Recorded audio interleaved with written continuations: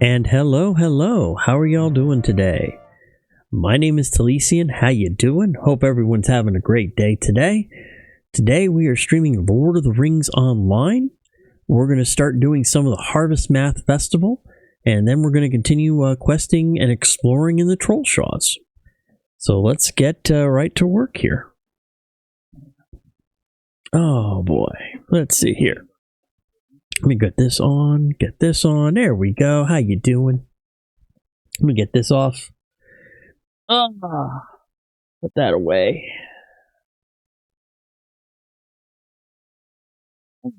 Oh, let me fix it. There we go.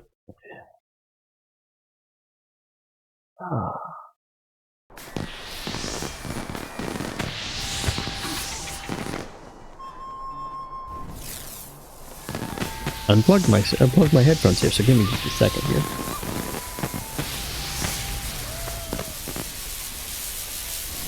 One second. I will be right back, people.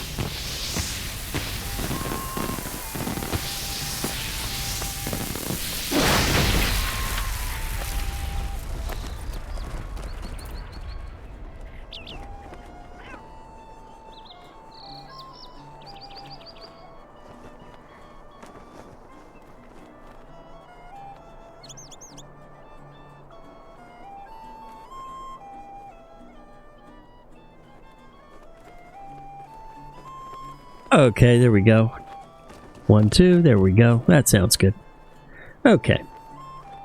So as you can see, we've got Filbert Fig has arrived at the Boar's Head Fountain and other places.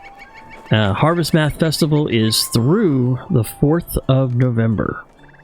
And since every day is a Hobbit's birthday, we all get a present.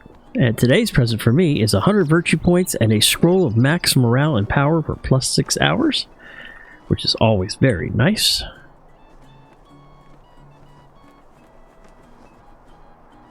Put that over there. Alright, so as always with any festival, you want to make sure you get the wrapper. And the wrapper is in the hands of Rosa Hornblower, and it's called a Spirited Harvest.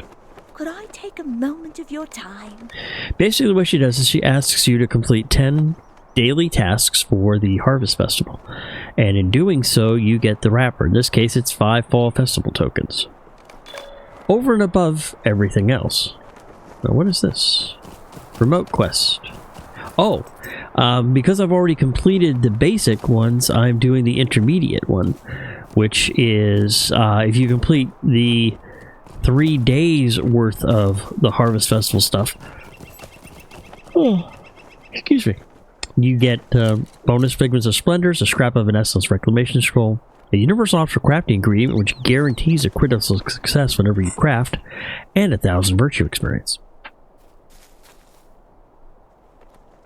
So, you always want to make sure to grab the wrapper whenever you're doing holiday festivals, because it's very important to do that.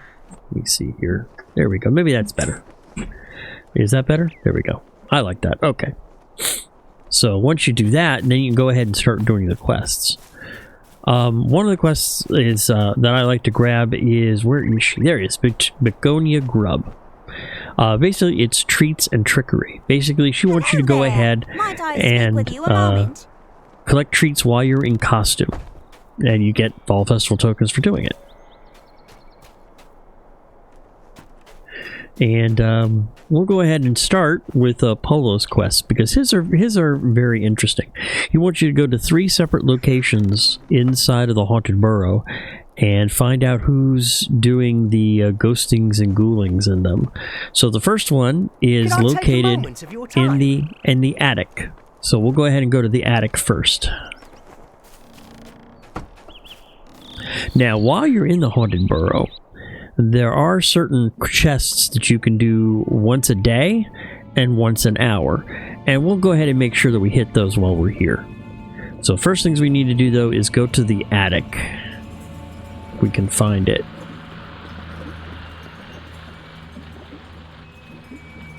This place always confuses the heck out of me, too. Well,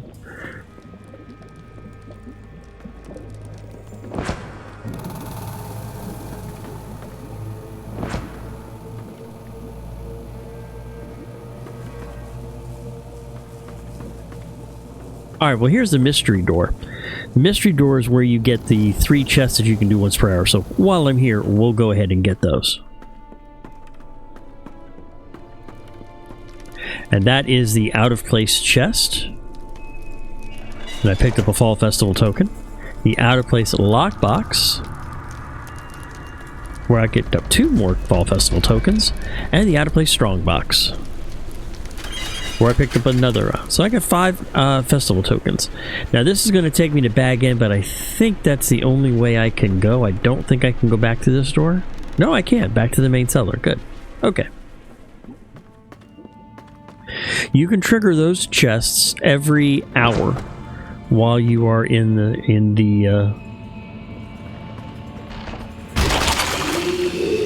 while you're at the Haunted Burrows. So I need to find right now the attic.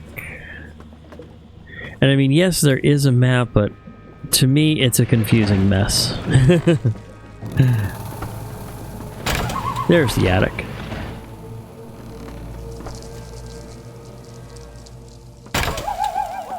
And I want you to pull this chain. Here, pull this finger. Oh no, something is coming.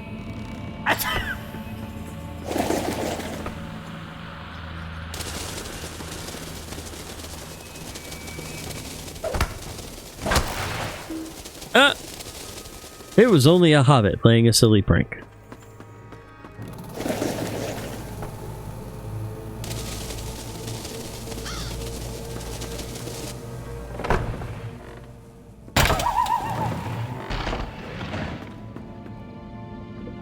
So now that we've completed that quest, let's see if we can get ourselves safely to the exit.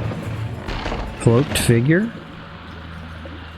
I've never seen this person before. I don't know what they're doing in there. Let me find out real quick. That one's interesting. That one is new to me.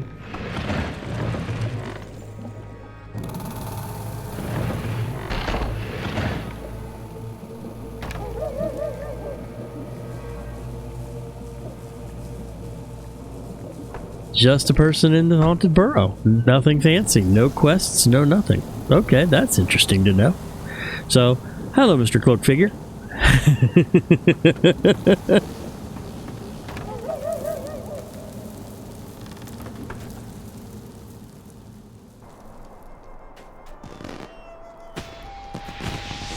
Hello And there. that evil wight was only a hobbit in disguise. Oh no! So now there's a roaring mar, and we need to find the source of the roaring in the cobwebbed wing.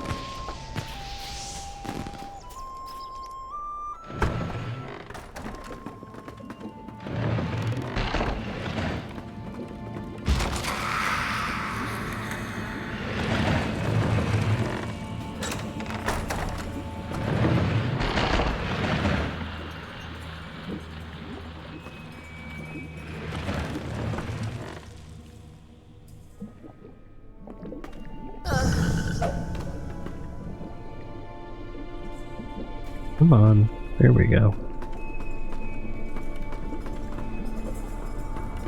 Ooh.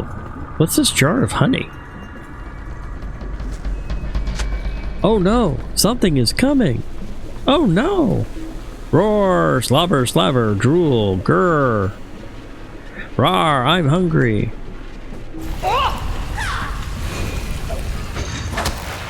It was only a hobbit playing a silly prank. Oh no! Please don't hurt me, I'm a hobbit.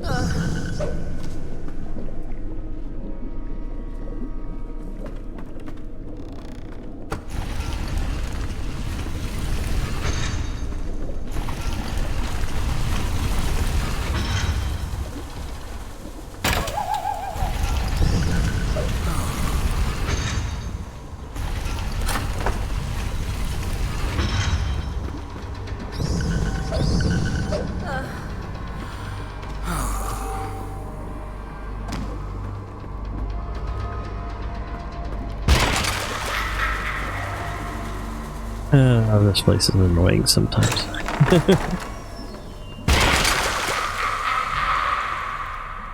I did not want to end up in the creeping ring, but at least there's a way to the basement here.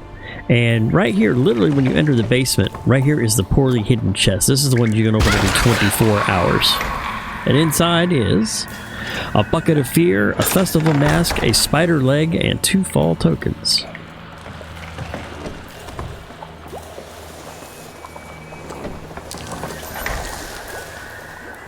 Away.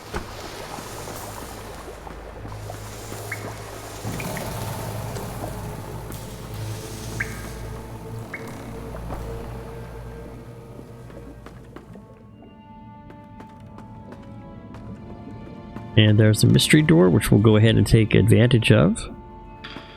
And we will go through the door here. Now this door actually leads to Bag End. But if you turn around and go out the door you came, it takes you right outside.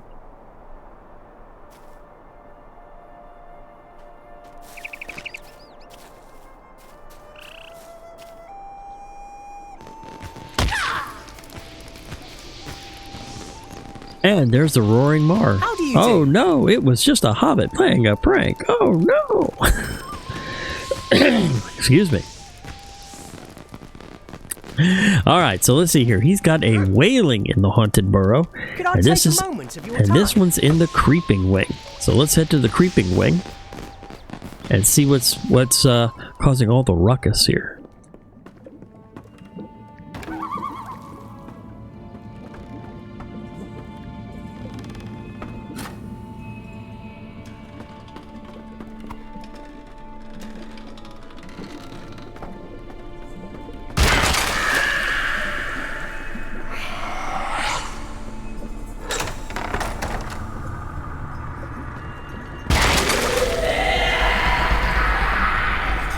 There it is. There's a candle here. Let's take a look at this candle. Oh no, something is coming. Ooh. Spooky. Roar, I'm a terrifying ghost. Run for your life. Wham! Oh no. It was only a hobbit playing a silly trick. OMG. Please do not hurt me. I am just a hobbit.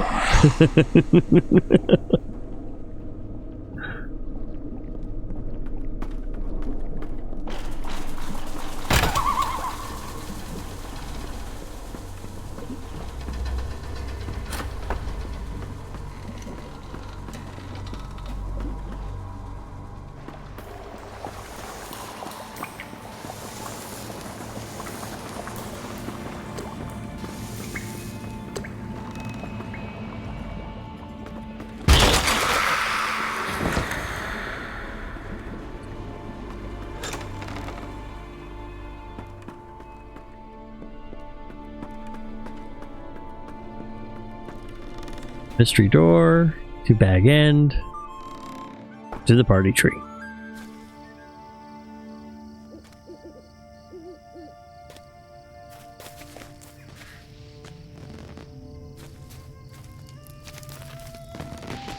And there are all of his quests. Lovely day, isn't it? Very nice. Now, I noticed over here that Bingo Boffin has a couple of quests for Harvestmath. Now, I've been doing some of the Bingo Boffin stuff while I've been doing my regular questing and stuff. So let's see what he's got. He's got 2 quests. Frightful Tales to curl the hair on your toes. Hello! I see that you've taken some time for your busy days of adventuring to celebrate the Harvest Festival. Good. How very right and proper. This has become one of my very favorite times of the year. My cousin Priska has brought her children to visit, and we are all going to enjoy the sights and sounds of the Harvest Festival together. You must simply join us.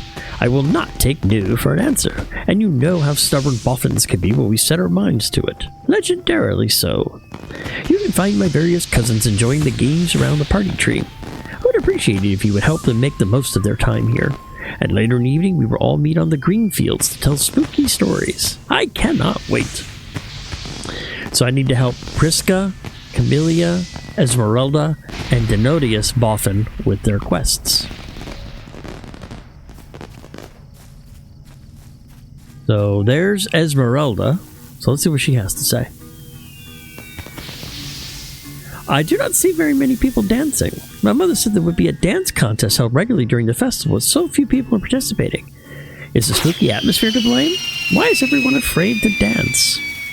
We must combat this fear of dancing with encouraging words. Find bashful festival goers and tell them there is nothing to fear.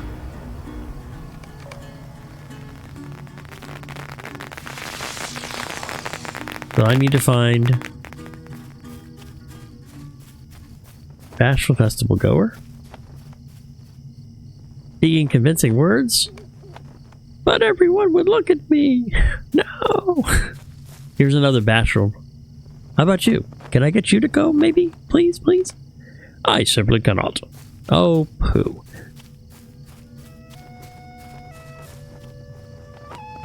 The rest of those people. Here's another bashful festival goer. How about you? Can I get you to go dance? Thank you, but no. Okay.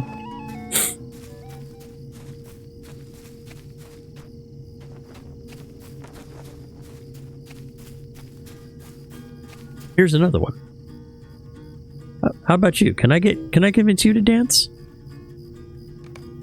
I am simply too shy to get up in front of everyone. Oh, pooh. You are no fun. How about you? Can I get you? Maybe you, please. One person, please, please, please, please, please. Nope. Simply could not. Well, pooh on all of you. Well, I'm sorry, Esmeralda, but I tried. It didn't work. People are still too bashful to get up and dance. What a disaster. Wait a moment, I have an idea. Perhaps they just need to see someone else having a good time. Dancing and cheering and who knows what else. It's up to you. Take a moment to do whatever you want, any creative expression at all, and maybe that will help these bashful hobbits come to their senses. If they see you doing it and having a good time, perhaps they will do it themselves.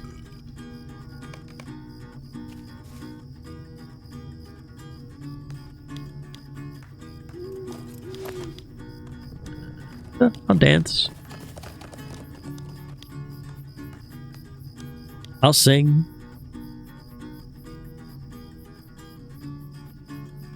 Tell a joke. Can I tell a joke? No. I'll dance some more. Okay, I tried. That was quite a performance. I hope these bashful hobbits learn how fun it can be to just be yourself and not worry about what anyone else is thinking. Thank you for being such a good sport. Will I see you at Cousin Bingo's spooky stories tonight?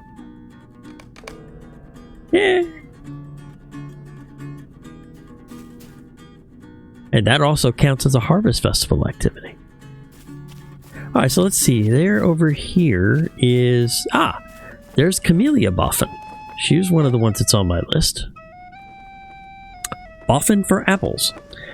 We need your help. Have you participated in the apple bobbing here at the festival? There are very important rules in place. No using your hands, and you only get one chance to play. But my brother Griffo did not listen to the rules, and now he's ruined it for everyone. Griffo thought these apples were just for the taking, and he reached right into one of the tubs. He grabbed an apple and took a big bite, and then, if that wasn't bad enough, he did it again.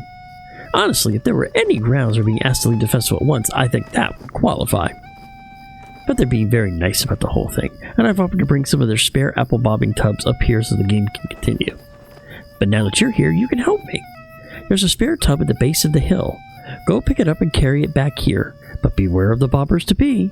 Much like Griffo, they won't be good at following the rules, and they will keep you from carrying the tub, and you'll have to start all over. Okay. So the tub, down there. So I need to go and bring the tub up here, and I need to avoid other bobbers to be.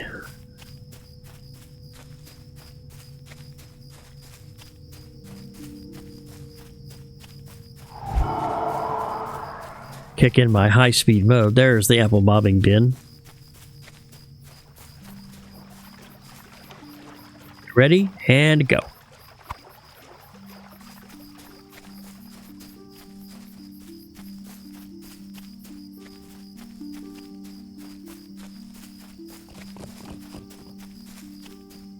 See if I can avoid any trouble. Can I come up the hill? Yes, yes. Yes, maybe I can make it. Sneak around the back. Quiet as a mouse.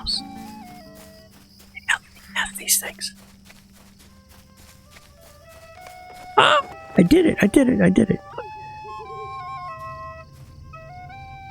Thank you. Can I ask you to get one more tub of apples?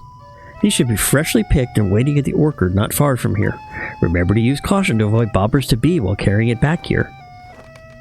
Ah, sigh. Okay, so I gotta go get apples now. Okay. Oh, and this reminds me. Emmabel Bet Redfern has a quest that can only be done by those who have the farmer profession. And I actually have a farmer in my alt, so I need to bring her here and do this. Supposedly, we planted some mushrooms during the during the summer festival. Oh, here are where all the bobber to bees are. Okay.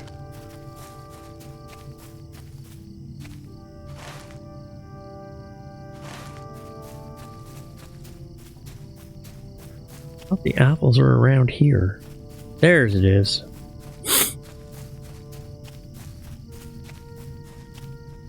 Alright, let's hope I can avoid the bobbers.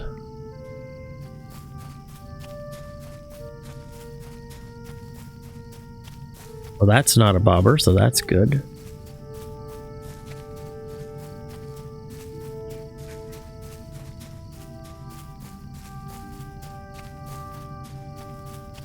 The outskirt around the mushroom farms.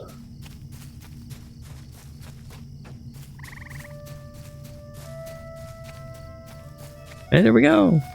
Yay, I did it, I did it, I did it. Yay. Thank you once again. I've carefully explained the rules to Griffo once more, and he assures me he will follow them now, no matter how hungry he might get. Now that Griffo's no longer embarrassing me, I have to admit that the festival has been very fun so far. I like ensuring everything goes smoothly more than I like to participate in myself. My mother says I've always been like this, even when I was very little. But thanks again. I will tell you if we need any more help. Tonight we're going to share spooky stories with Cousin Bingo, and you're welcome to come. Cool! And while I'm here, I think I will go ahead and bob for apples. See what I get. I got a small apple, which is one... I'm pleased to be of service. One fall festival token. Okay. There we go. So I need to find Prisca and Denodius. Let's see, where is... As soon as I find Prisca... Where is Prisca? There's Prisca. Scary Dreams.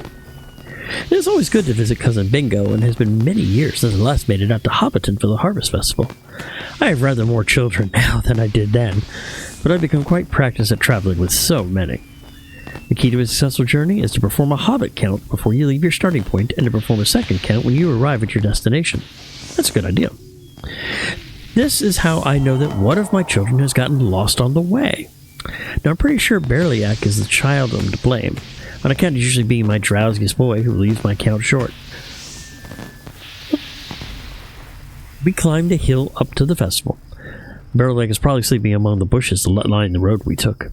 If you don't mind, could you find Berliak and wake him up? We did not come all the way here from Newbury for him to sleep through the festival. Okay.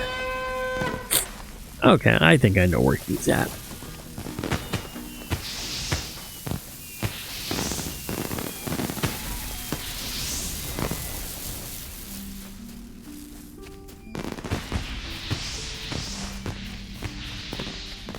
He's somewhere around here.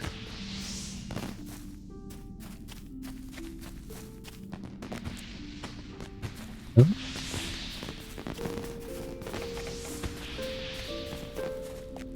Where did little Berliak often go?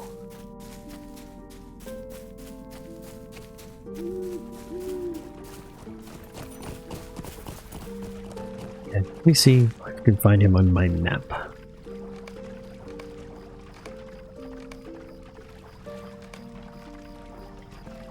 Oh, he's up there. I passed him up. Okay. Hopefully he found a nice spot to sleep.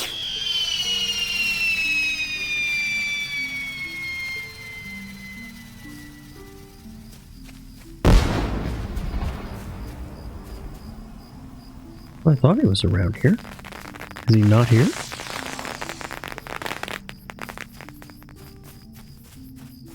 I'll wait.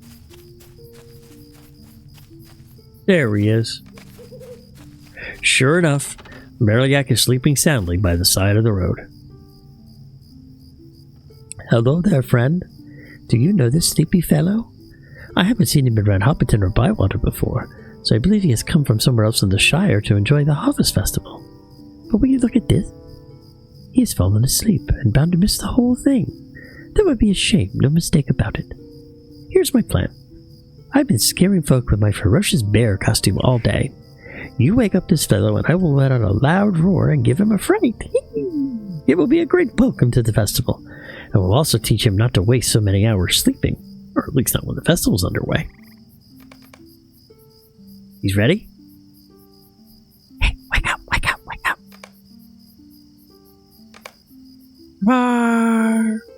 Roar! Merliak yawns sleepily and rubs his eyes.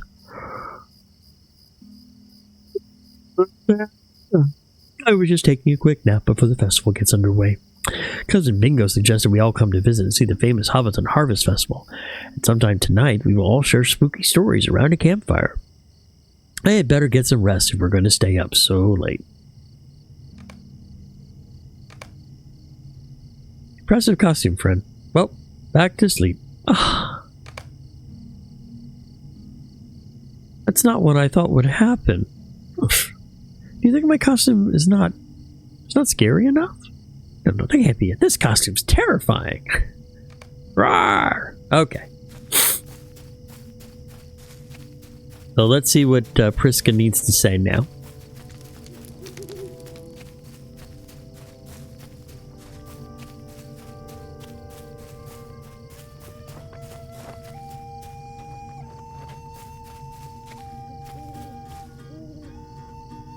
Yes. Nope, that's Fosco. Where is Priska? Priska. There she is. Well, I can't say I'm not surprised, but thank you for finding Merliak's latest napping spot. I'll let him sleep until it's time for Bingo's frightening stories. Perhaps they will contain enough thrills and chills to keep my drowsing son awake when the promise of festival fun does not. Now I need to find Denodius. Is Denodius Boffin?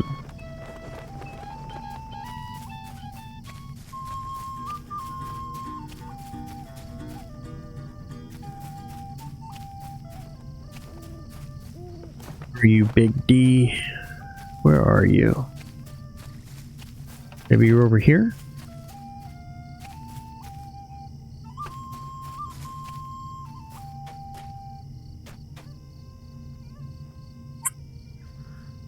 No? Oh, there he is, right there. Well, Shintratra, I'm see we were going to visit Bingo, which is fine, but there has been a most sudden and unexpected reversal. Imagine my surprise and show me we were not going to Mickle Delving, but to Hobbiton instead, there to partake in the Harvest Festival. And then it shakes his head. Now, I understand there's some things about this festival that are worthwhile. Good crops and the promise of plenty, all worth celebrating. But I have no patience at all for the rest of it. Spooks, haunts, frights, silly rubbish and nonsense. I told Celadine the same thing not 2 weeks ago. My mother says Cousin Bingo is set on us sharing spooky stories, so there's nothing getting out of it. While we wait, I might as well see what this haunted burrow they've got is all about. I'll meet you inside. So I need to find Denodius in different parts of the burrow.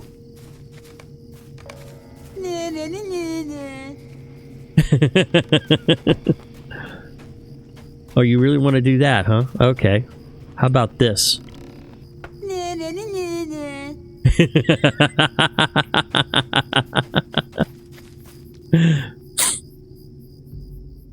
Okay. So I need to find him in the cobweb creeping basement and attic. Okay.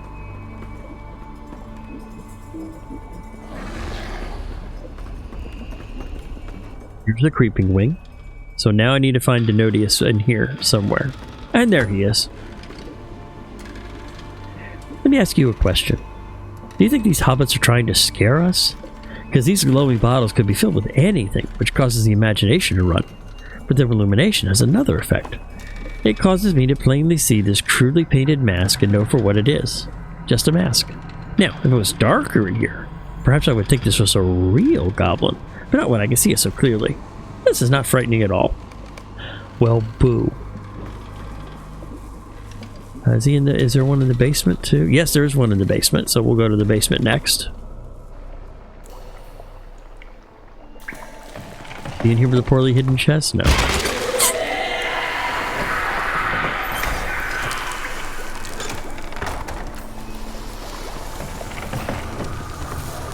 Ah, there he is. This basement's a little damp, but it's no more scary than the others I've seen. Is this the best these hobbits can do? It's a little confusing to find the right path, but if you set your mind to it, you shouldn't have any trouble at all finding your way through. We need to be much darker, more maze-like to scare this hobbit, I'll tell you that. Okay, so I need to go to the cobweb wing or the attic next.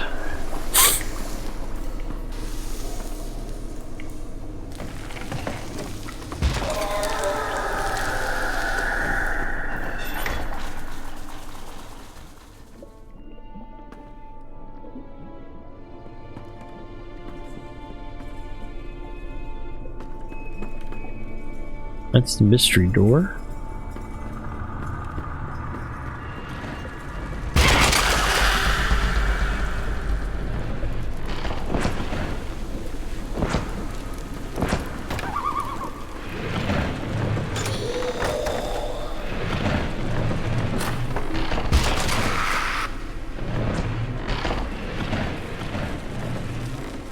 Here's the cobwebbed wing. And there's Denodius. Will you look at this? Who could be convinced by this poor excuse for a spider? It's big, yes, I'll grant you that, but I can see the wire from which it hangs. This does not look like spider silk at all. It looks like a fishing line at best and mere twine at worst. Those are alright, I suppose, but this is not frightening at all. It's silly to think any hobbit would be scared of this wing. So now I need to head to the attic.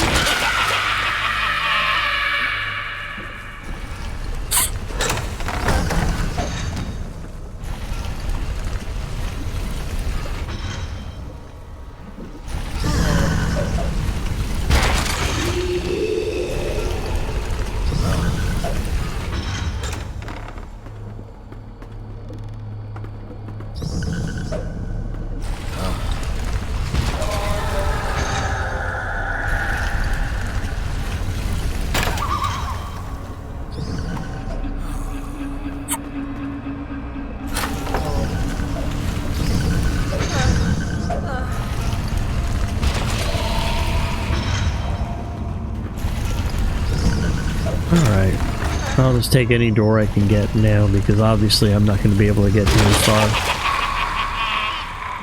Alright, creeping wing. I need to go to the attic.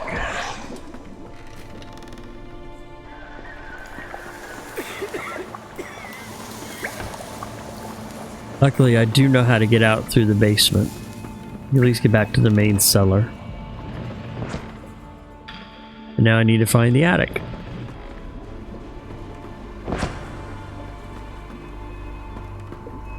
That's a mystery door.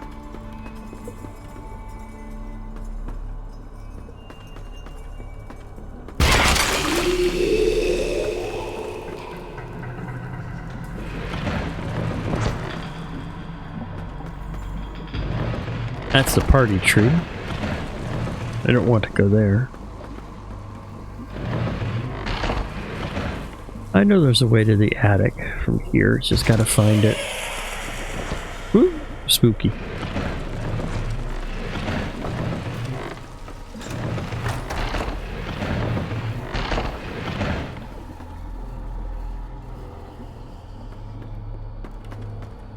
There it is. And there's Denodius right here. Most burrows do not have attics, being delved in the ground yet not naturally elevated like the houses of some of the folk.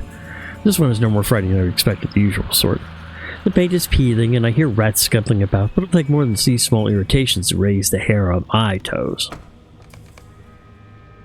Okay. I've impressed him enough.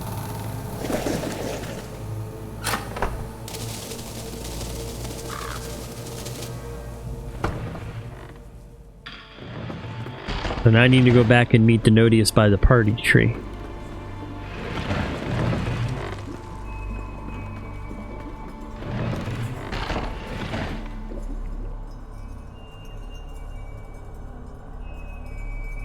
As soon as the game loads, of course. There he is.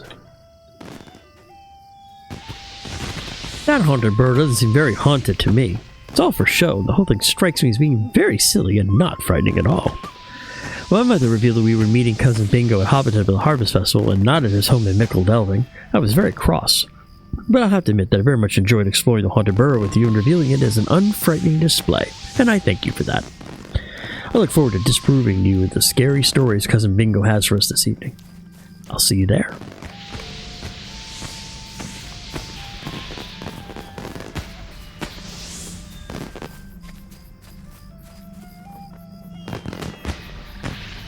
How are my cousins enjoying the festival?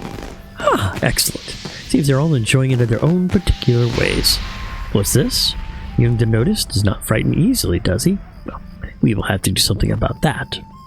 This is a season for spooks and a festival for fright. He's missing out on a great deal of fun at this time of year if he does not allow himself to be scared.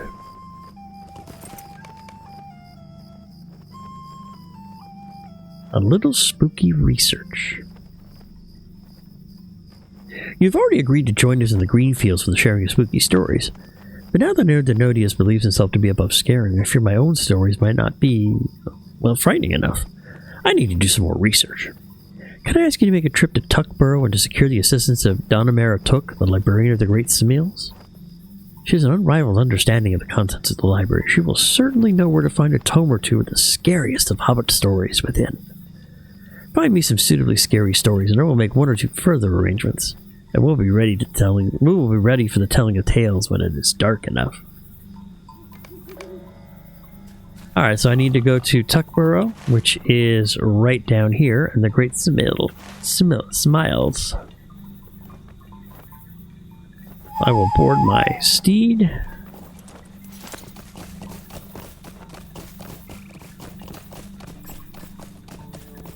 We will make our way to Tuckborough.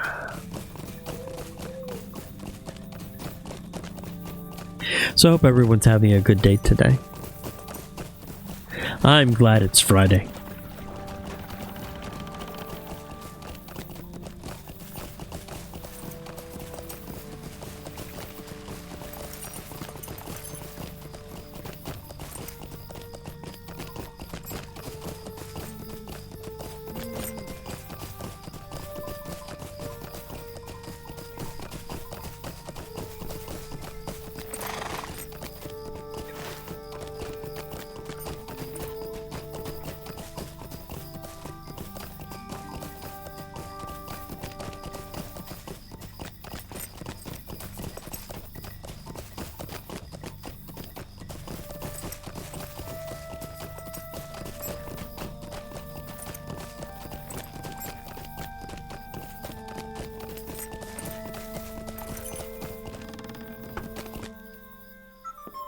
So now I need to find Donamaria Took.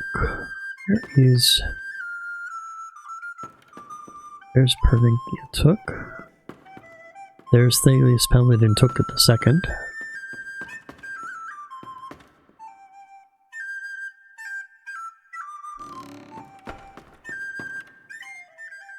There she is. You're looking for a book of scary stories? Well, I cannot say that any come immediately to mind, for hobbits do not generally write down such things, though they do enjoy hearing them in person, especially in warm comfort with the dark of the night safely beyond the shuttered panes and far away. But you're welcome to look for yourself. So I'll search the bookshelves here. Let's pick this shelf. None of those books seem very scary. Alright, how about this little shelf here? You found a tattered book that seems to contain some frightful tales.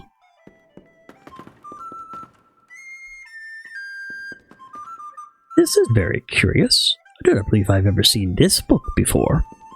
The letters on the cover are very faded and most indistinct. I cannot read very much of the title, but the first word seems to be chill. I believe it promises chilling tales, and a cursory examination seems to bear out this presumption. Feel free to take it with you and bring it to Bingo for his personal perusal. May it increase his enjoyment of the Harvest Festival. I know he will see it return to me eventually.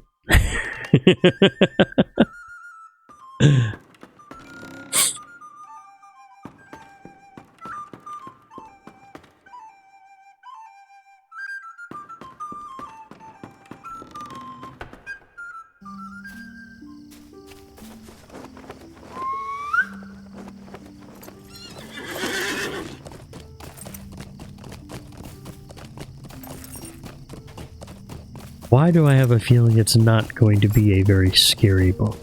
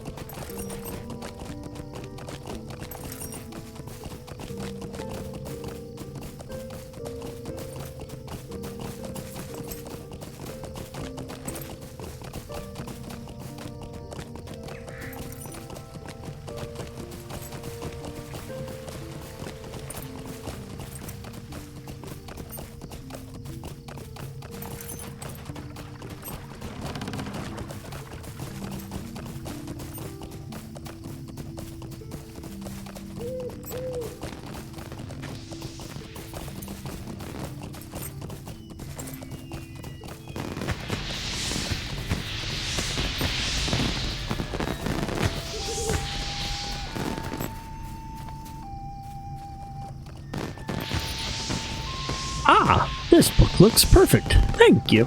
I shall spend some time becoming acquainted with the tales within, and every time to share spooky stories before you know it.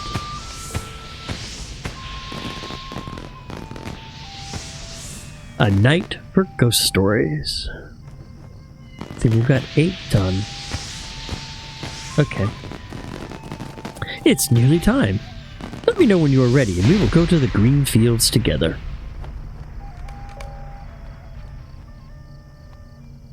Are you ready? We'll wait until it's properly dark and be off.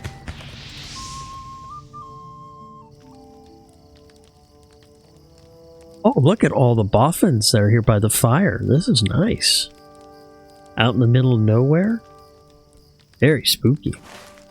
I'm curious, are we on the map? Whereabouts are we on the map? Yeah, we're just south of Brockenbrewing, so we're not that far away from the hill and the party tree.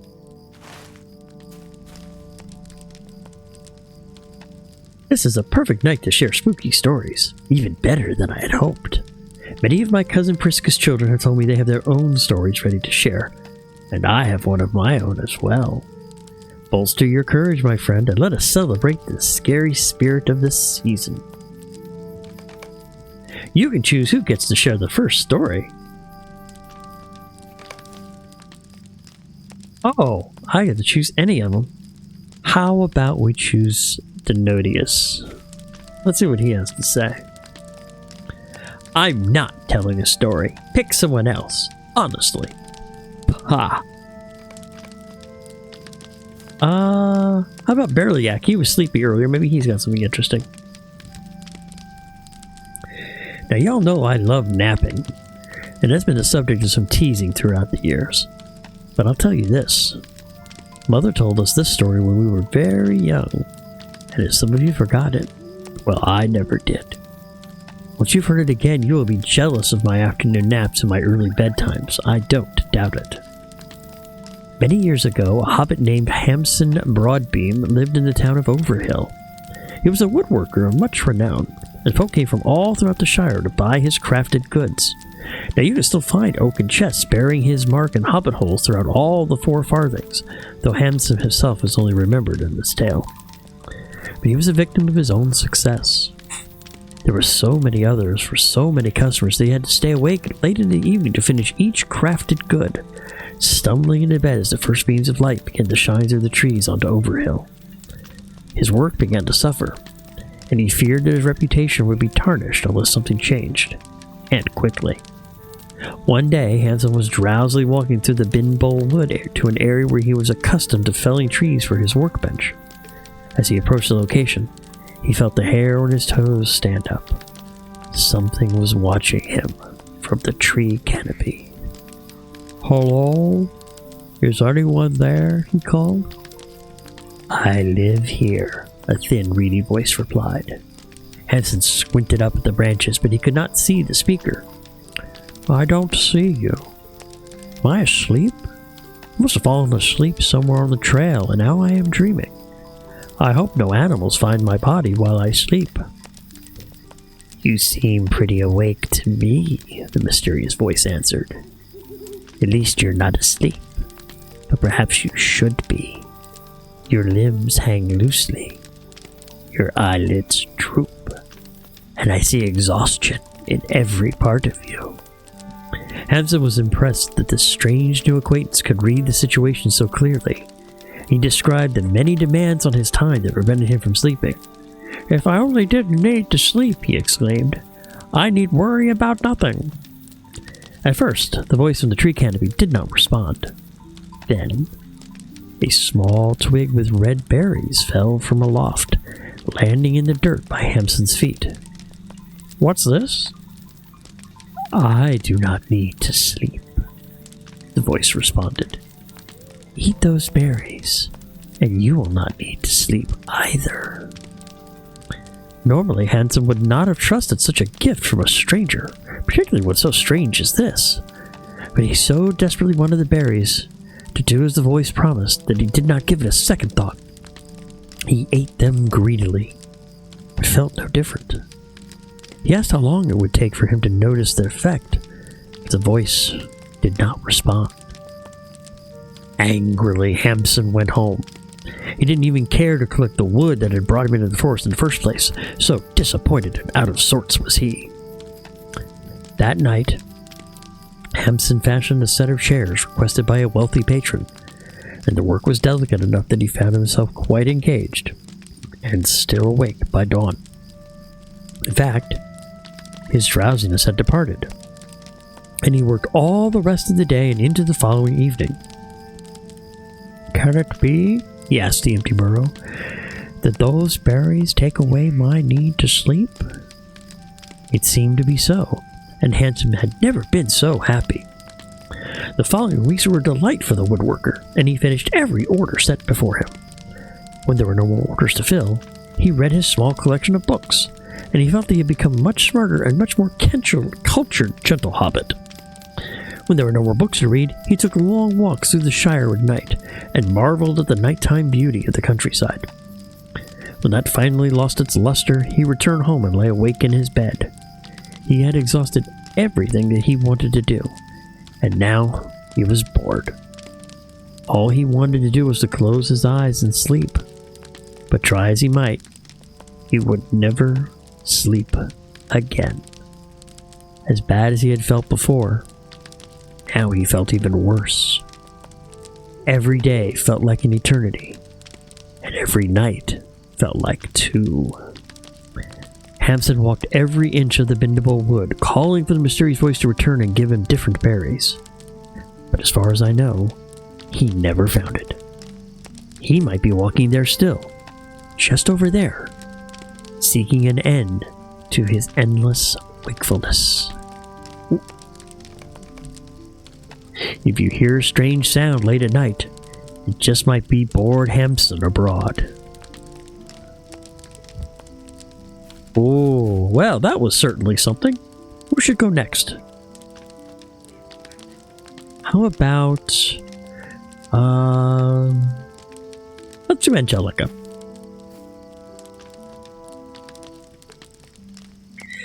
Many, many years ago, long before our family trees had so much sprouted, there was a small village on the banks of the Brandywine, not far from where Stock is located today.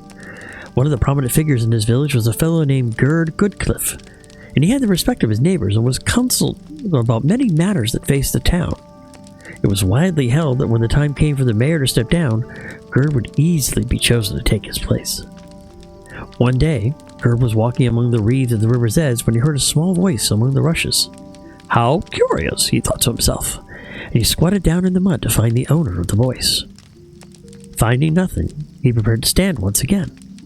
But before he could, a large black cat padded out of the reeds. Well, hello there, he greeted the cat and turned to go. Hello yourself, it said to him. Gerd was most surprised, but this was the first time a cat had ever spoken to him. Once he recovered himself, he found that the cat was not simply talkative, but quite friendly as well. He introduced himself as Green Eyes, and said it came from a faraway land in search of a home.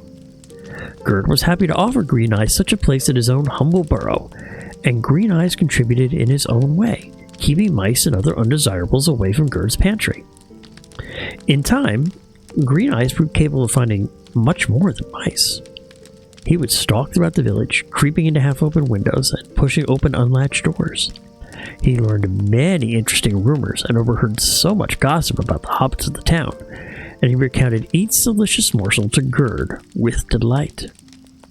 Gerd began to look upon his neighbors with distaste and distrust, and he found he could no longer stand to engage in conversation with them. He became cold and distant, and other hobbits avoided him when they saw him in the road, crossing to the other side rather than to speak with him. When they returned to their homes, Green Eyes would follow him behind and listen while they called Gerd off-putting, odd, and unfriendly. The cat recounted those stories to Gerd with regret, but his tail twitched back and forth, happily. I don't need these liars as friends anyway, Gerd told him one day. I have you, Green Eyes, and you're the only friend this hobbit needs. Green Eyes nodded, his tail twitching. Not long afterward, a day when Gerd could not find Green Eyes anywhere. Despairing, and certain that one of his neighbors had done some harm to his friend, he ran screaming out into the center of town. Folk watched his raving progress through the village, and their whispers were no longer hushed or hidden. Madly, Gerd ran down to the banks of the river, and there at last he found his friend. Green Eyes stood among the reeds, and with 2 front paws he pushed a small boat out into the river. He clambered onto it, and turned back to face Gerd as it floated out into the current. Why, Green Eyes? Why must you leave? Gerd called out to him. Green Eyes did not respond, but only watched him silently until the current bore him away and out of sight. No one knows what happened to Gerd Goodcliff after that, but he never came back to town, and he never became mayor. But there are some who say that if the moon is high in the sky, like it is tonight, you might just catch a glimpse of Green Eyes on his boat, away down the river, his tail twitching, twitching, twitching.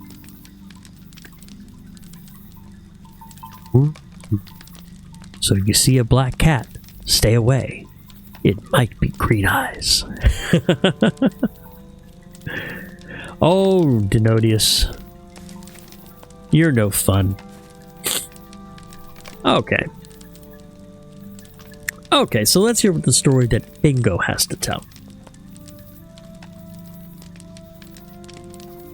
The story I'm about to tell is older than each of the others we have heard tonight, for it dates from the earliest days of the Shire and is recorded in very few places. I found it in a book this enchanter retrieved from the Library of Great Similials, but it seems to me there were a few copies of that book ever made. Once I tell you this story, it will live on, and you should all remember it. Even in the earliest days of the Shire, festivals were already important to our distant ancestors. Were there boffins even then? I'd like to think so, although I have not seen a family tree that extends back that far. Certainly some branches of our family trees bear similar names to those of the earliest inhabitants of the Shire, and I've seen accounts of Esmeraldas, Marigolds, Griffos, and Foscos. But I'm getting distracted. A young girl by the name of Menegilda desired to win a dancing competition, but her chief rival, one Peony, excelled at the art and bested her at every opportunity. Menegilda was obsessed with winning the great prize, and she became convinced that Peony owed her success to the violet shoes she always wore. Menegilda hatched a plan to steal those shoes. She surprised Peony on the banks of the Brandywine and demanded she hand over the shoes. Peony refused and said there was a spell on the shoes, They would only work at her command, and they would do Menegilda no good at all. She was not dissuaded. In fact, the revelation that the shoes were enchanted filled her with happiness. At last, an explanation for her continued failure to beat Peony at dancing. Peony removed the shoes and threw them at her rival. "Fine," she cried. "Have them. I will tell my father what you've done, and you won't be allowed to dance at all." This was a mistake, but Peony did not understand the rage that had seethed within Menegilda's heart. Menegilda charged at her with arms raised, and she pushed Peony into the river. She never surfaced. Menegilda put on her stolen shoes and returned to town. There were whispers, but no one had seen her encounter with Peony. There was a belief that Peony may have run away, seeking her fortune beyond the borders of the Shire. Menegilda did not care. Her every thought was bent on winning the next dance contest. A few weeks later, she wore her new shoes and danced on the stage for all the assembled hobbits. Everyone cheered and applauded, for they'd never seen such dancing before, not even when Peony had participated. Menegilda was a clear winner. And yet, something was wrong. Someone tried to present Menegilda with the winning ribbon, but she merely continued to dance. Everyone applauded again, but she showed no signs of stopping. "I think that's enough, dear," someone called. But now there were tears streaming from Menegilda's face as the assemblage came to understand that she wanted to stop, but could not. Folk rushed the stage and sought to remove the violet shoes, but they wouldn't come off. Menegilda's feet flew left and right, here and there, but even when she fell into a stupor, the dance continued. At last it stopped, but Menegilda's dancing days were done. The shoes were packed into a box, and it was sealed away, hidden in a dusty corner of a forgotten burrow. Hobbits spoke for a time of Menegilda and the cursed shoes, but eventually the story passed into legend, and folk doubted if it ever really happened, even as they feared to speak of it. And that's why hobbits never wear shoes. That's not true. That can't be true. Oh, Denodius. How do you know? It's just rubbish. All these stories are nonsense. Well, it's interesting you should say that, Dino. Because I went and had a chat with Brombard Foxtail at the Matham House. He did some digging around, and he found the very same shoes from the story. And here they are! Oh! No, that can't be! No! That's no way those are the same shoes. Does anyone want to try them on? I'll do it. I'm not afraid. Esmeralda, are you sure? I'm not scared, Mother.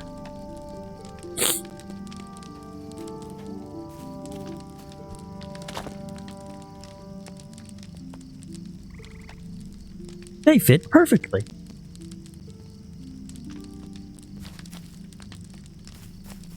Oh, look at her dance.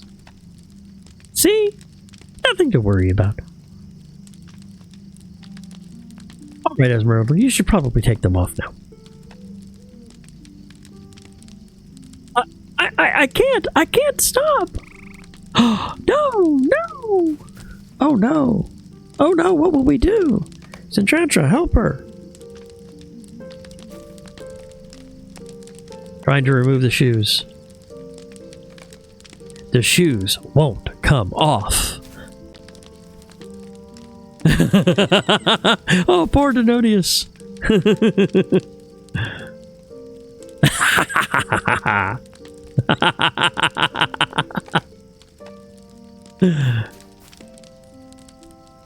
What fun. What do you think? It seems to me that Esmeralda should try acting at the Frostbluff Theater. That was a convincing performance. I'd say we certainly gave Dino a taste of the season, wouldn't you? Oh, it's all in good fun. He'll be fine. He just needed a good scare.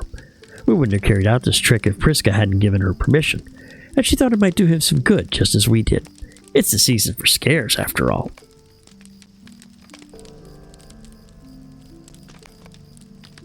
Oh, that was fun.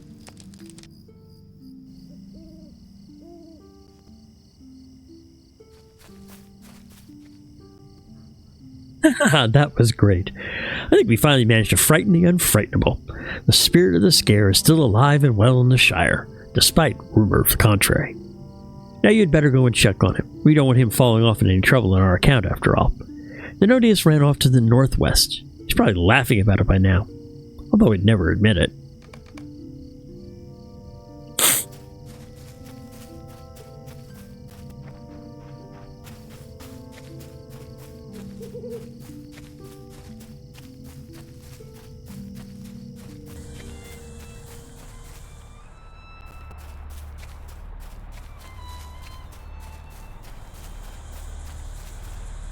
Where he is? He's still not another 300 meters away. I better mount up for this one.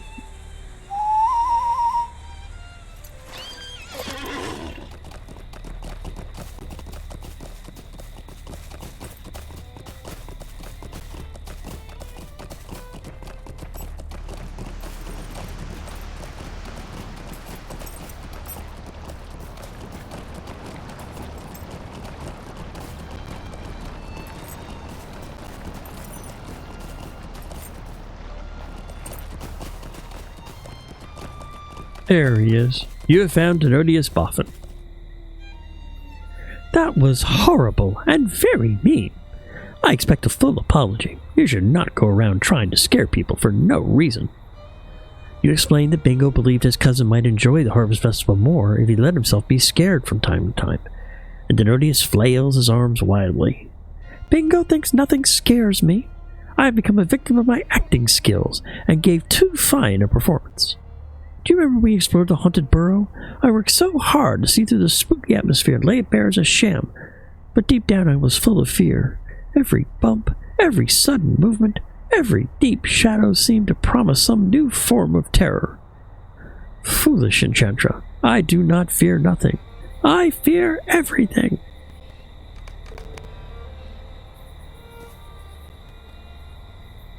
Now you know my secret shame, and I trust you will keep it to yourself. It all began some time ago when I offered to walk Celadine Brandybuck back to her home after a dinner party my mother hosted. Celadine was very happy to have the company, but as I began to walk I saw that the hour was much later than I had thought. The night was dark and the shadows were deep, and my blood ran cold at every creepy sound. I knew that if I did not do something, Celadine would know me as a coward. Cry disaster. In order to mask my fear, I adopted a brazen attitude and mocked every fear that I felt. It was all an act for which I had become all too practiced. Zenodius frowns. Still, Bingo was my cousin, and that was a mean trick for any family member to perform, at any remove and no matter the distance. Speaking of distance, I was on my way back to the Greenfields when you caught up to me. I turned around because I heard something scary and dropped my pack, and ran back this way. Do you think you can retrace my steps to the northwest and find my pack? I don't think I have the courage to go back and look for it.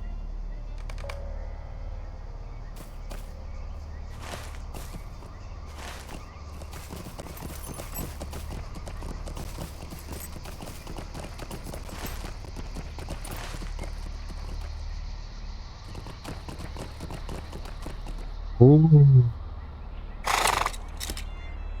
What's this?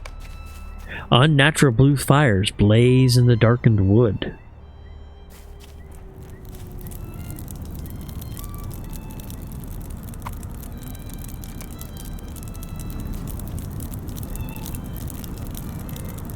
Spectrovision stares past you into the dark space among the trees. When it speaks, the sound reverberates in your ears and sets your teeth on edge. There can be no reparations for the hurt that has been done. In 1 year, all will feel the parting of the wood. None will escape the curse of the eerie acres. Despair and repair to your holes, for none but one will laugh when all is done. The vision stops speaking, and the space between the trees falls silent. All is cold.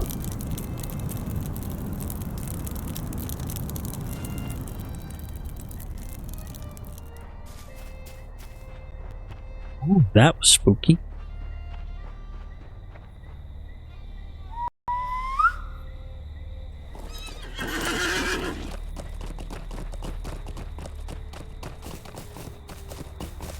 Ah, there's Bingo.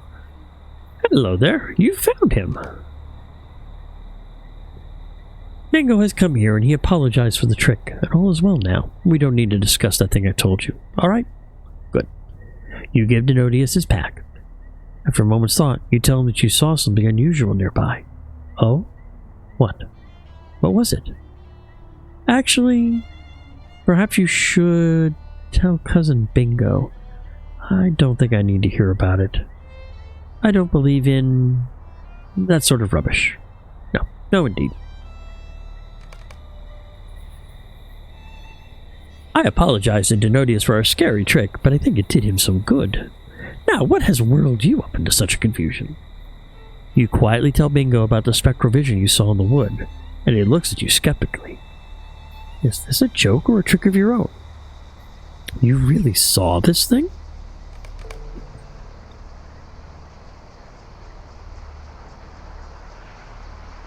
What fun! A mysterious apparition appeared in the wood. How delightful! I must simply see it for myself.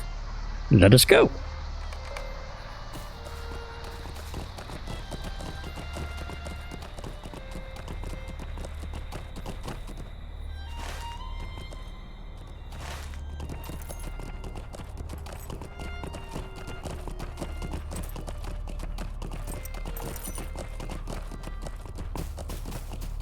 I think this is it. Is this it? Yeah. You know this is the location, but the apparition is gone.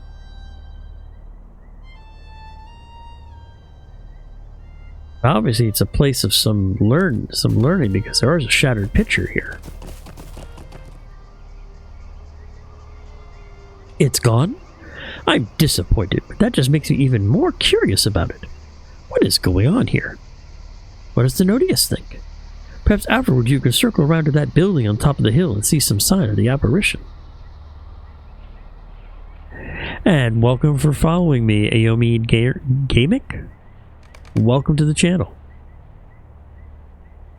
There's nothing here? That's even more scary. I do not like this, Shinchatra. I mean, it is all nonsense. There's nothing here to begin with. And it's very cruel of you to pretend otherwise.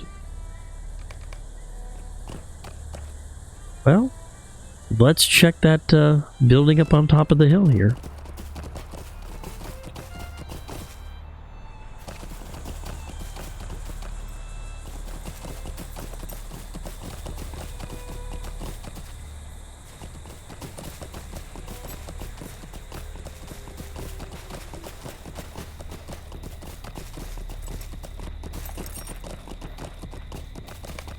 You see nothing unusual on the approach to the ruined building.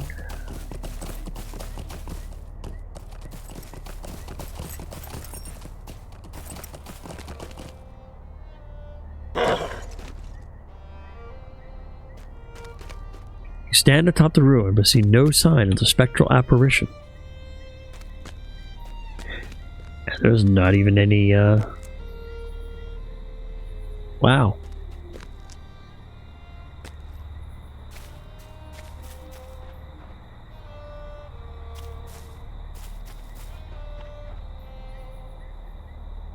You didn't see anything? I am not surprised. Whatever was here clearly does not want to be seen again. But I wonder why. My mind is full of questions. This is truly an autumnal mystery. I need some time to think it over. I will meet you back at the party tree. This wood has become very spooky, and while Denodius may not fear anything, I have to confess this place has given me the chills. Now, I love it, but perhaps we should head back to Hobbiton all the same. Very interesting. So we'll head back to the hill.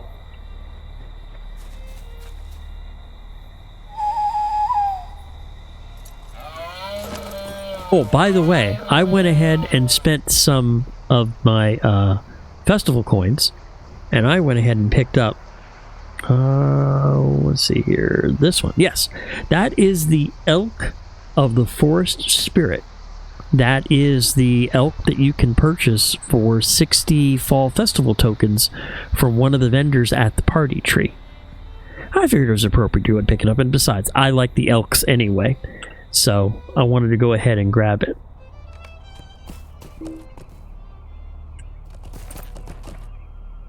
Ah! That's gonna hurt.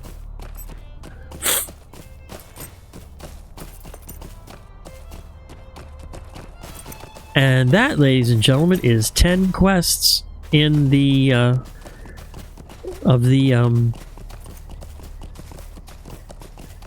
for the fall festival. So I can go ahead and turn in my wrapper once I finish talking to Bingo. And then we'll go ahead, I'll take a quick break, and then we'll head to the Trollshaws, and we'll see what sort of questing and stuff we can do there. Actually, no, there is one other thing I want to do. Excuse me, I do want to go collect some treats, because there's a deed associated with the treats. And there's some more Fall Festival tokens as well.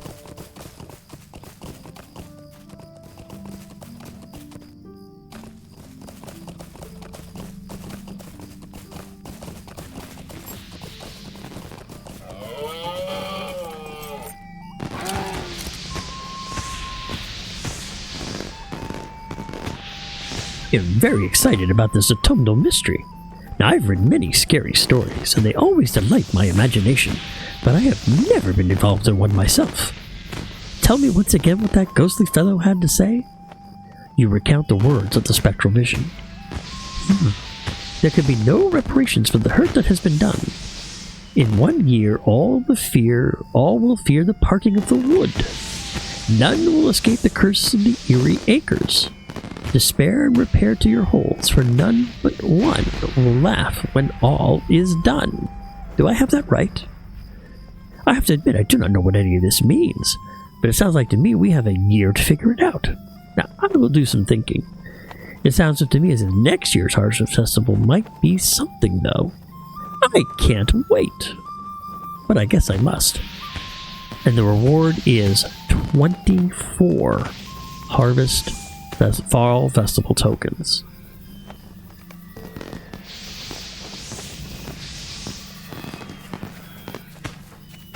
So let's go ahead now and turn in the wrapper. The wrapper will net me 5 more. Day, isn't it? And that's the first of 3 toward the intermediate quest. You do 3 for the basic, 3 for the intermediate, 3 for the advanced, and 3 for the final, probably. Or it might be 5 for those, because it's mostly 20 days that you need to do it for. But how many Fall Festival tokens do I have now? I have 63. I wonder if there's anything else I want to buy. What can I do for you this fine day? Let's see.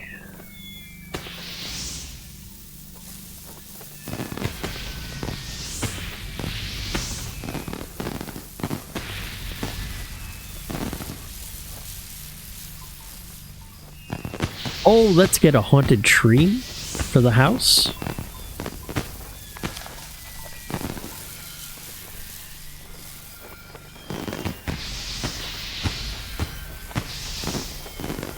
Oh, what else do I want to get?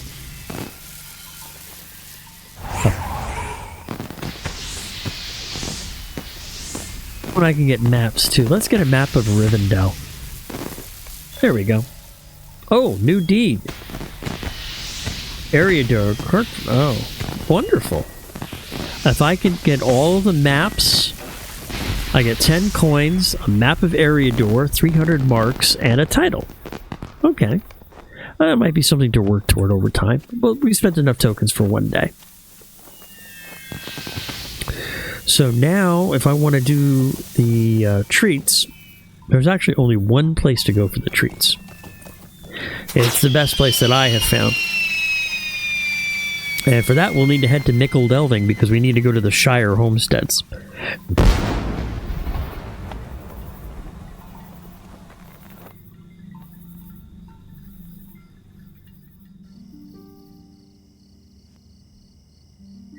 And I would actually like to thank Styx for this. He has a wonderful home that he's created for this, and it's at where's the ad again? 1 Pleasant Street in the Elm Nook.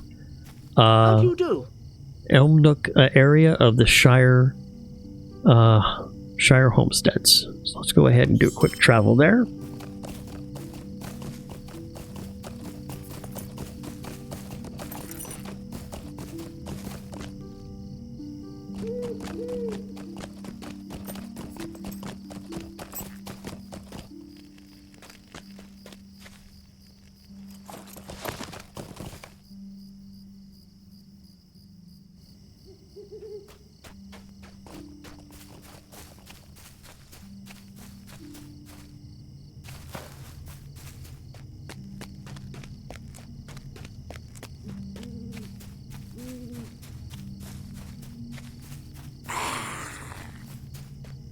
I have to put a costume on before I do this.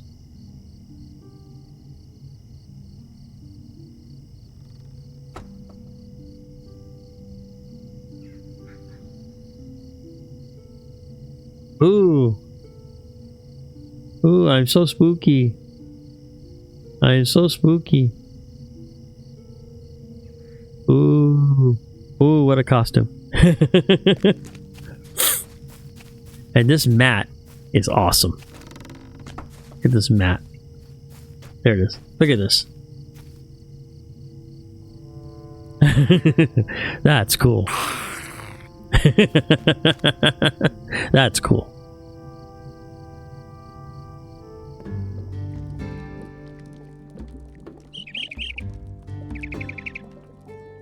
Go ahead and change my number to 71. Again, thank you very much, Iamid Gamic.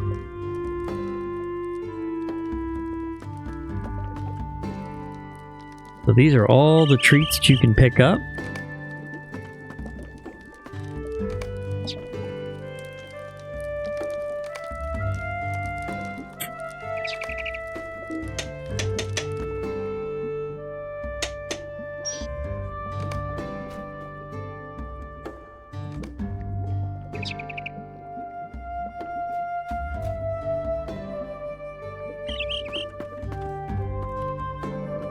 And then also, one of the other nice things is for VIPs, there are 2 crates that you can pick up from the store. A premium ingredient crate and ingredient crate. What these do is they give you universal ingredient packs, which are fantastic for doing crafting. If you don't have the ingredients for it, snagging these universal ingredient packs is wonderful. I always try to stock on them as much as I can. I mean, I currently have almost 200 of them. It never hurts. They just sit in your storage until you need them, or an alt needs them, or somebody needs them, and they're just very, very handy.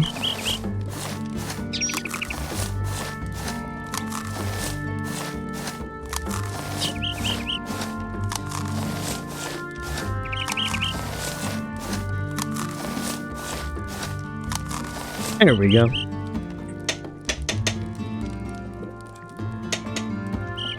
All right.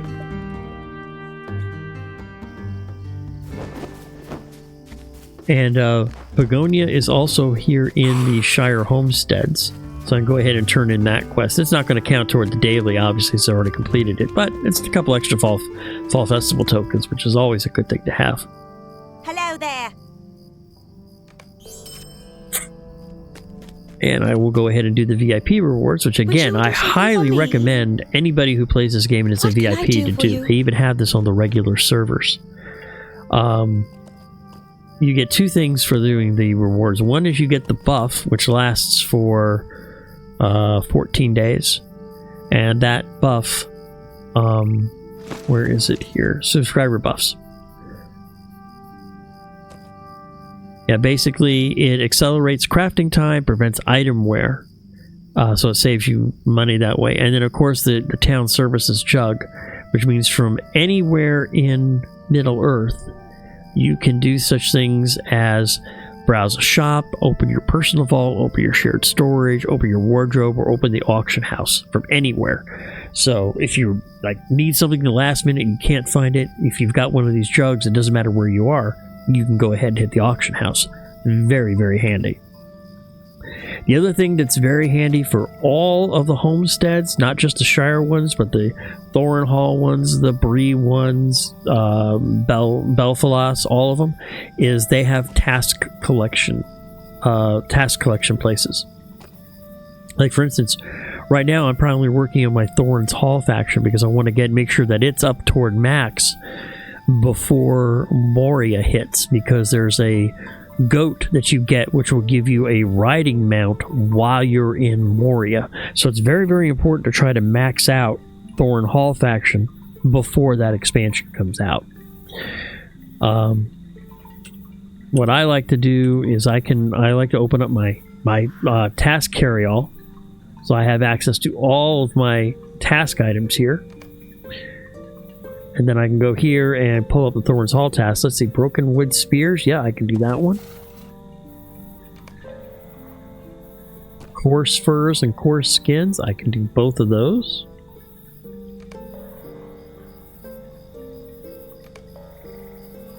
What about jagged beaks? Nope. Large wings? Nope. Ruffled feathers? Nope. Tough sword sheaths. I can do tough sword sheaths.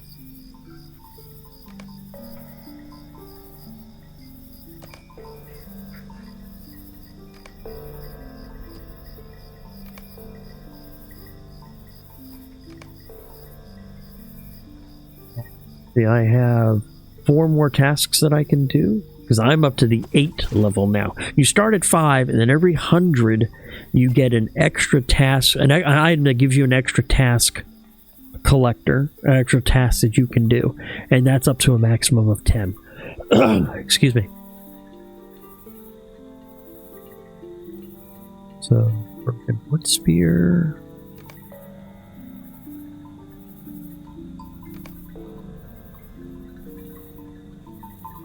Coarse fur, coarse skin.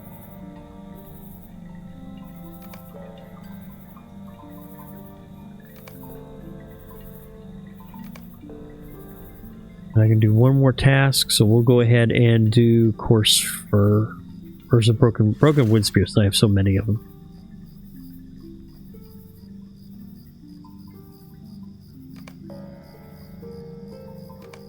There we go.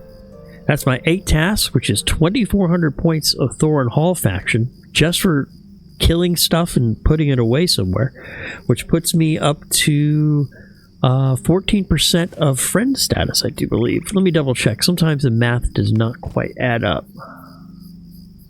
Where is Thorin's Hall? There it is. 3,600 to 25. Yep, it does correct out. Okay.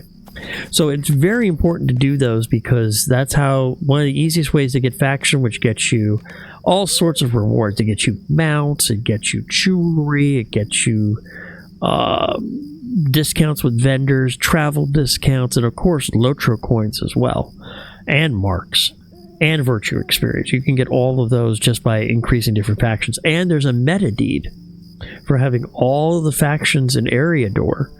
You get a mount and a title as well. So it's very worth it to just spend a little time. And if you've got one of these or 2 of these large carry-alls, it just stuffs them full and you don't have to worry about it. It just takes up 1 space in your inventory instead of, in this case, 50 spaces in my inventory. So it helps me keep my inventory a little more organized too. Okay, let's get rid of my costume.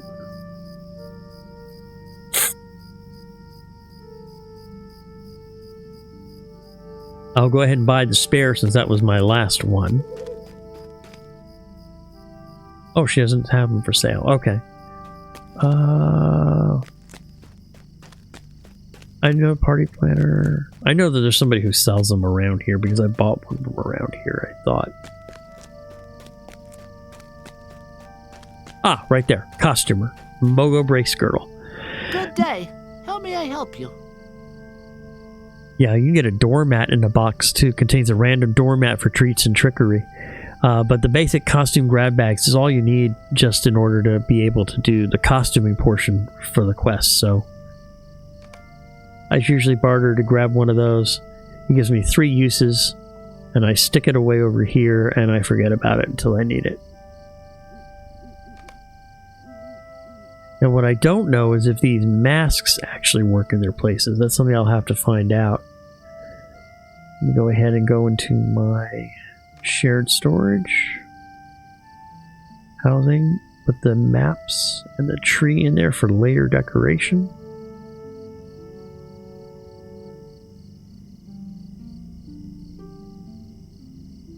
Alright. So now that we've done all of that stuff, let's head to the Trollshaws. Because I want to work on my Rivendell faction. We'll head to Thornhod, which is a... I'll show you on the map when we get there. It's a little questing hub in the western portion of the Trollshaws. Yeah, we're actually almost center portion of Trollshaws. Here we are right here. And the nice thing about the Trollshaws, which doesn't happen in every zone, is they have a number of quests that are just kill stuff and you get faction for doing the quests. So it's very, very handy for trying to work on some of the Rivendell quests. And I do also want to work on Book 3 too. I need to complete that one. So I need to talk to Aragorn and Rivendell.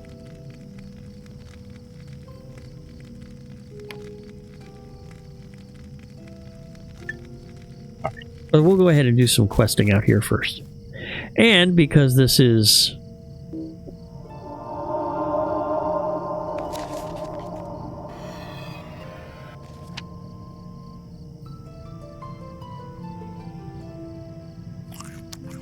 Because this is the Angmar server, I have to be prepared in case a big, evil, nasty decides to show up while I'm right in the middle of hunting stuff. As you can see right there, that deer, he has a quest icon over his head. It starts a quest where you have to kill 6 deer in the Brunian Gorges. And like I said, you get faction, and then of course all the rewards and stuff for killing the mobs. So that's always a good thing to get too. Now the more stalkers, they don't give a quest, but there is a company.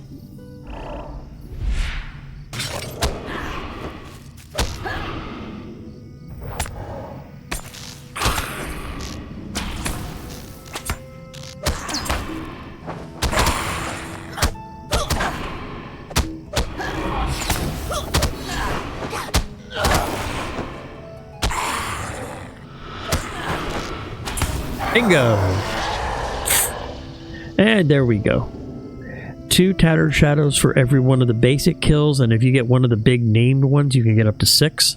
And I've actually been part of a couple kills where I got 20.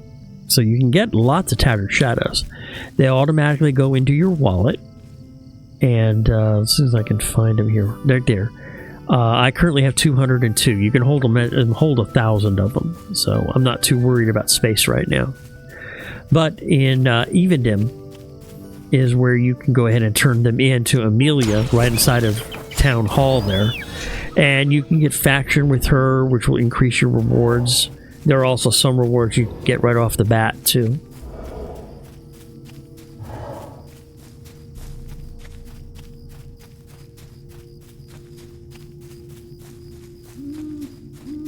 And the bear... The bears are worth them also.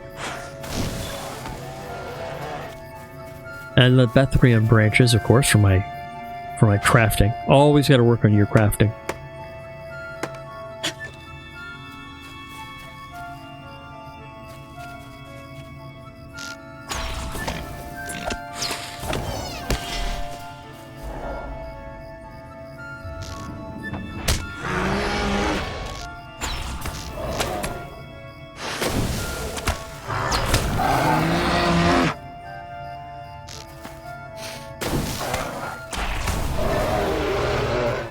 Now the bears one is not an automatic kill and get credit. You've got to get there's a certain thing or drop that you need from them.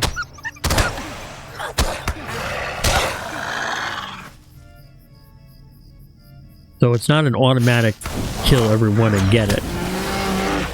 Because you need pelts, and the pelts have to be a certain quality.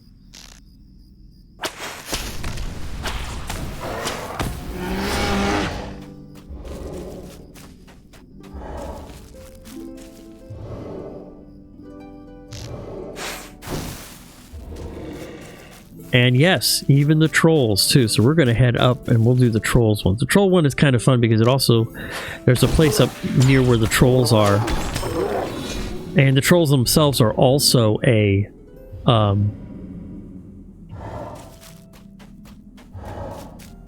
the trolls are also a quest. There's also a deed for killing trolls. And they can also, these trolls here will drop components for scholarly work. And since my hunter is also a scholar, it's very important that I go ahead and I get those.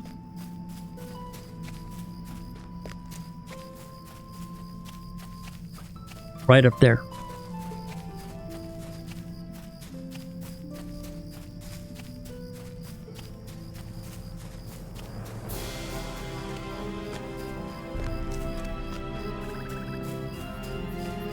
And I went ahead and put my scholarly nodes tracker on so that I can go ahead and see if there's any up here. There's usually one, sometimes two up here. So it's usually always worth it to come in. I can see one on the map right now.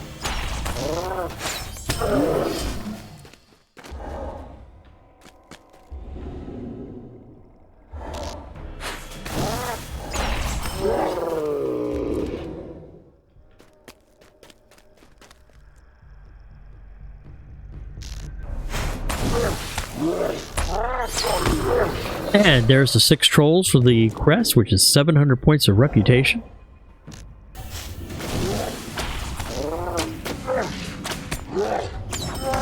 Which moves my Rivendell faction up to ally, 2,900 of 30,000. So I'm slowly making progress.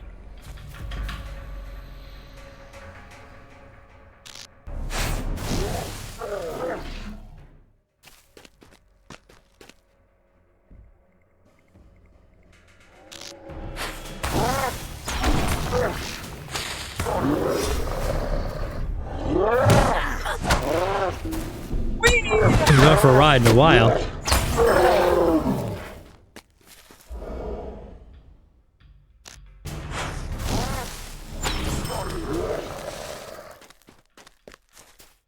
Okay, it looks like there's one somewhere over here. It's a little hard to see on my map, but I have the tracking of artifacts on my map. Maybe a little hard to see, but it's somewhere right around here because I can see it on my map clearly.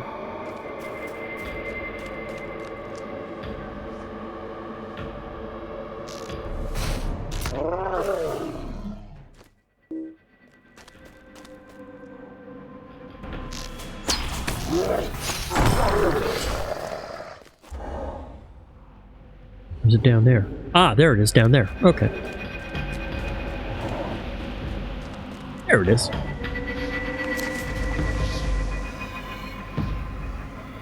And there's 3 more fragments of Dunedain script, which is good for my scholarly skill.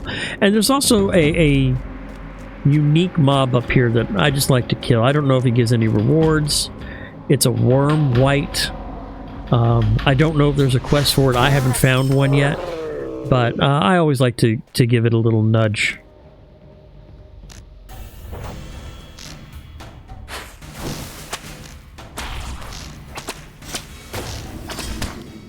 Yep, just stuff for my task item carry-all. And there's also one more fragment of forgotten text over here. Probably just outside. Looks like it is.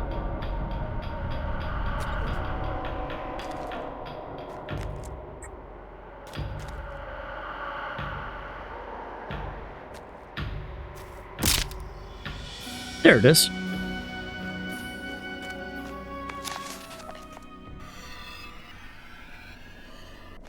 Hey, there's 3 more fragments of Dunedin script. Good.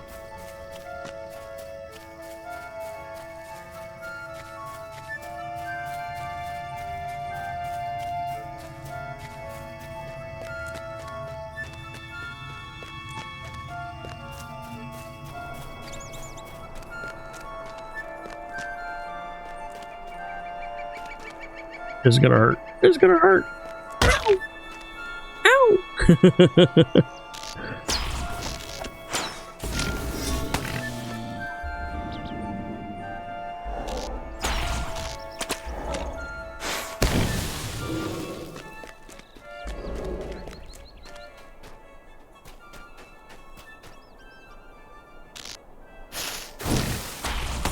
Company. Oh, this is a big one. Oh, this is going to be a difficult one.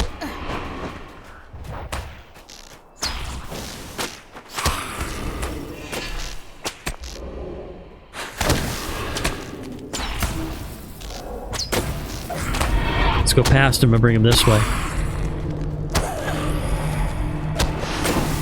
Ooh, this is going to hurt. This is going to hurt.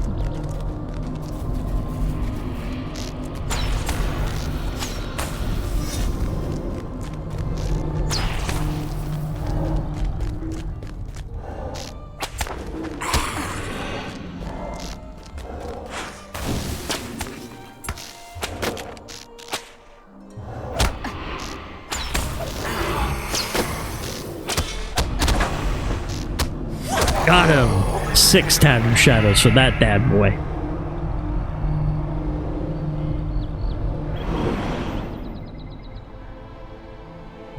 That was a scary one. I wasn't sure if I was just going to take that one. I thought I was going to bite the big one on that one.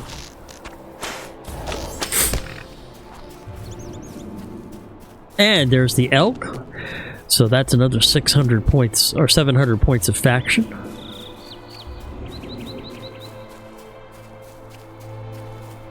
Hidden supplier. I know there's a quest to bring him to safety. I haven't found it yet, so you might need a higher faction. Some of the quests are gated behind factions, some of them are gated behind levels, some of them are gated behind both. So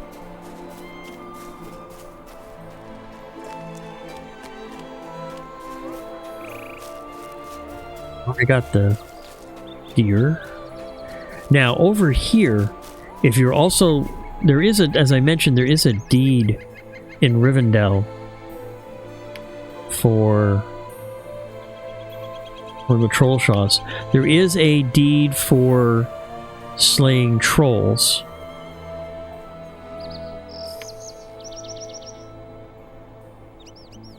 At least I thought there was. Beast Slayer, the Angle, Crawler Slayer, Troll. Yeah, there's Troll Slayer. I'm already on the advanced level.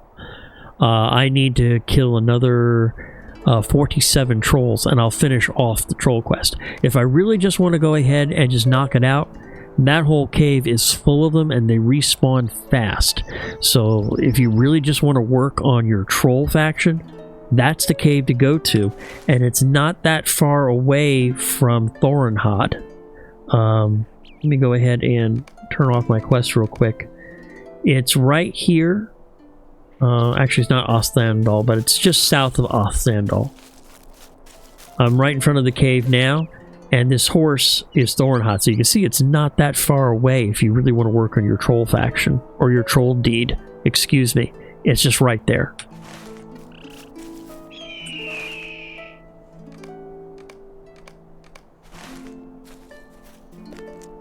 But that Hendraval is part of the quest that you go that will take you to there, because there's also a quest with that cave.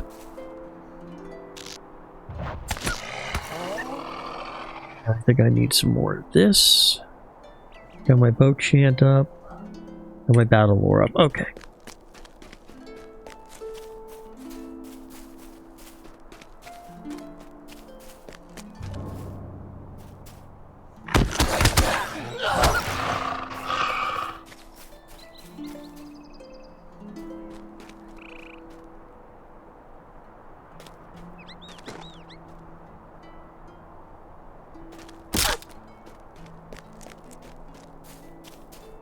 Rich dwarf iron deposit. You don't find too many of those around. 5 chunks and some brimstone. Good.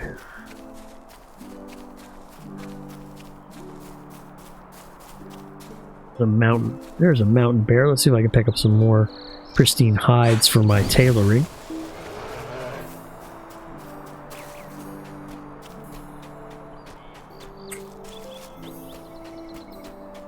And I have found that most of the time, really the only resource tracker that I honestly keep an eye on is for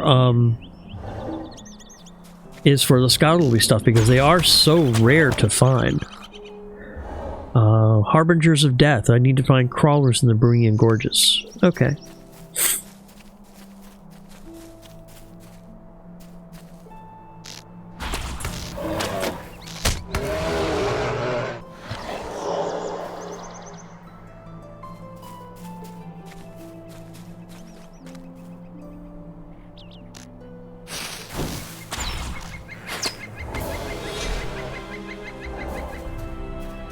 Like that little guy right there.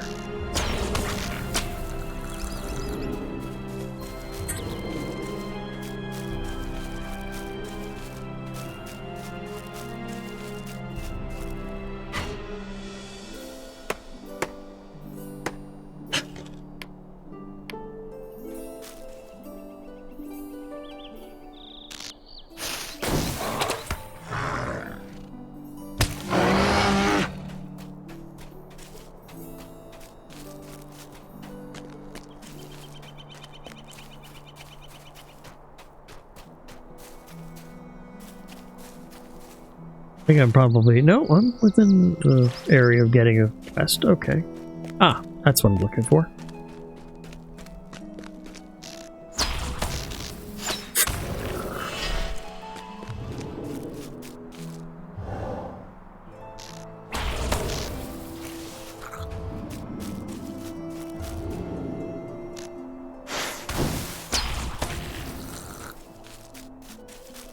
I just need one more crawler if I can find it.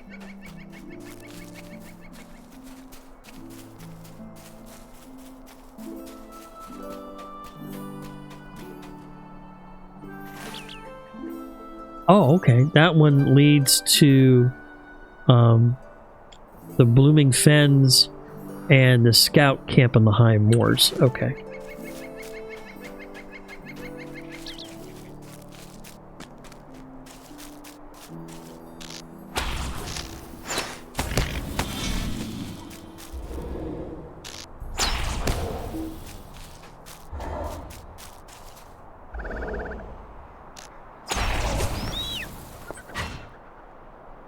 Not too many Hendravale around.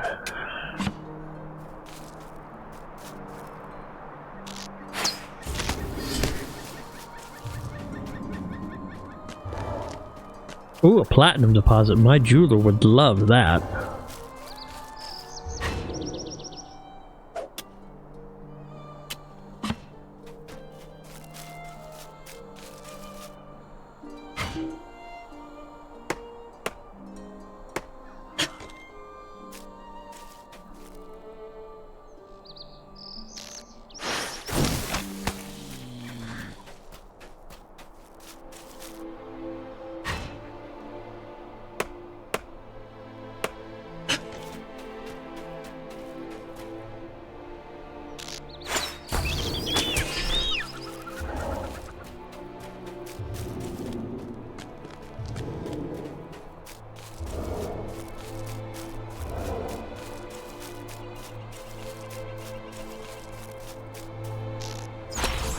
Okay, there's 700 more reputation, and the crawlers in the Brunian Gorges have been taken care of.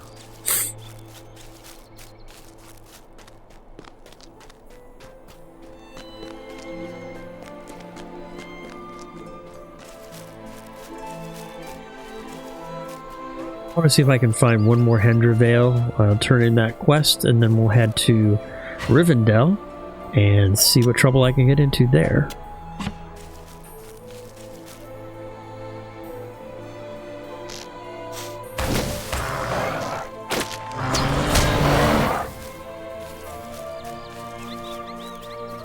We'll go ahead and use my tracking skills to find that last these Hendravales. Just Swift Craighart right there. Yeah, okay. I know where that one's at.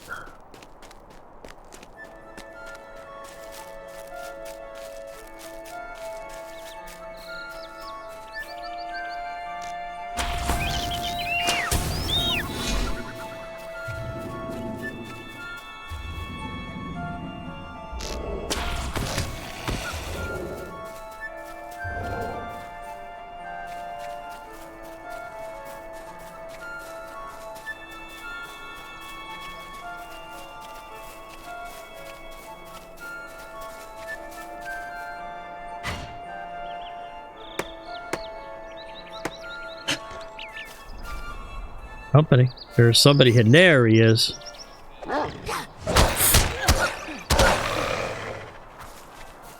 He was trying to sneak up on me. Bad wolf.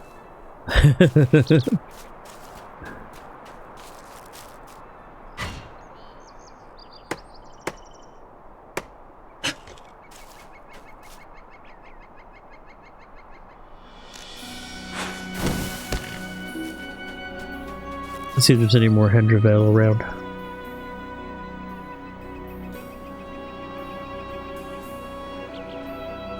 Yep, right there. Two of them, very distant away.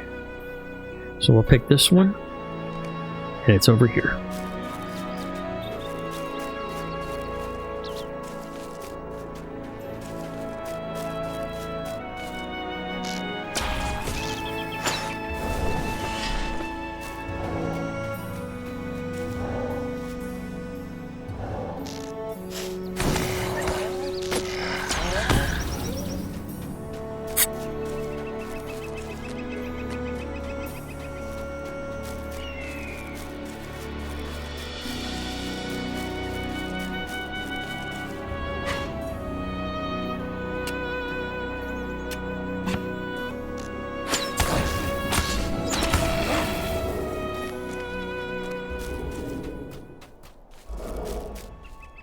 Alright, so where is that last Hendravel?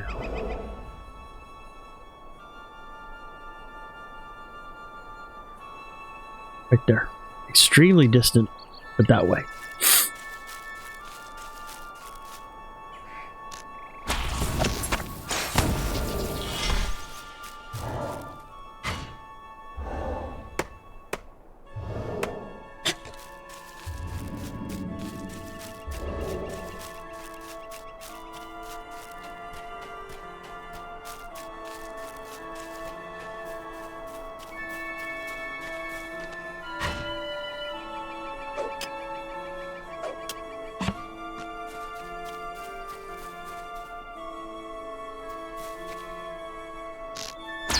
Bingo! And that's the Hendravel quest. So now we'll head to Thorinhad. We'll turn in that blankets for the dwarves, which actually gives me Thorn Hall faction, which is one reason why I try to do it. Because as you saw earlier, I was actually working on Thorn Hall faction so I could get a good mount for the Moria expansion, which is coming up soon.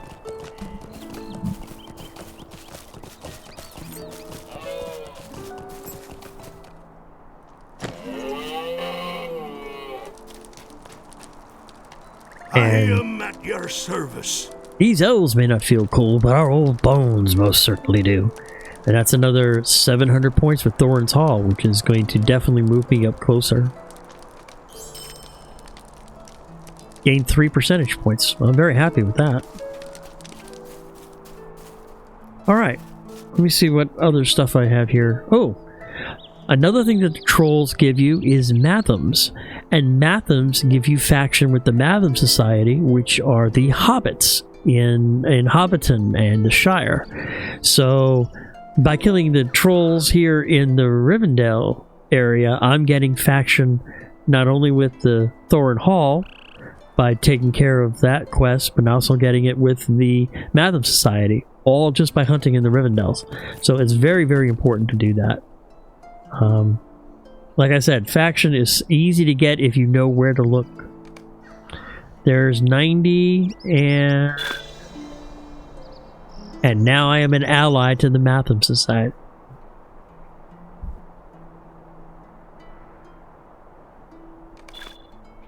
And again, that's just from doing quests here. Nothing more. And now my the Matham Society is now I'm working toward ally.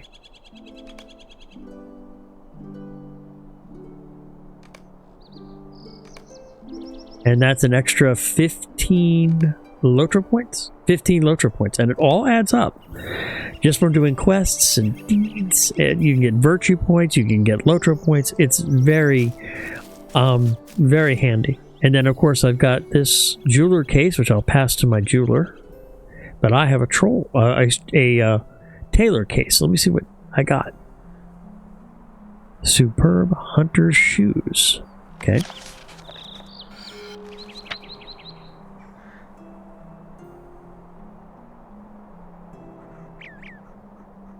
Ah, that's my level 40 armor, which I'm level 36, so it's good that I'm starting to get it together.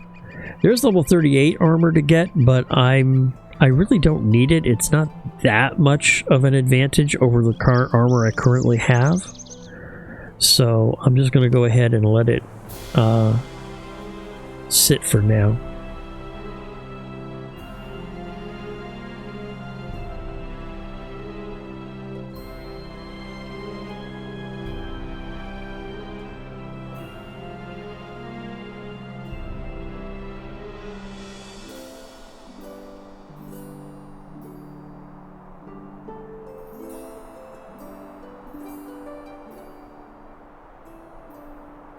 And there's some more recipes, one of which I don't have, which is the loose linen shoulder guards, which is light armor. But that's a single recipe, which I already know, but we'll go ahead and save it in case I need to make it again.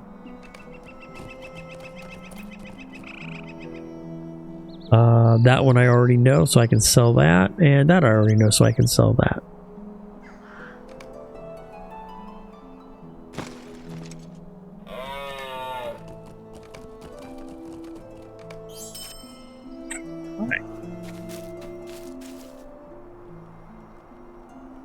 So what I need to do is I need to go talk to Aragorn in Rivendell. Plus I think I have a couple other quests up in that area as well.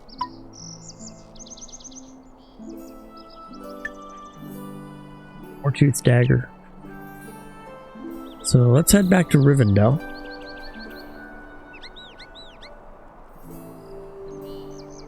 And I have a port for that.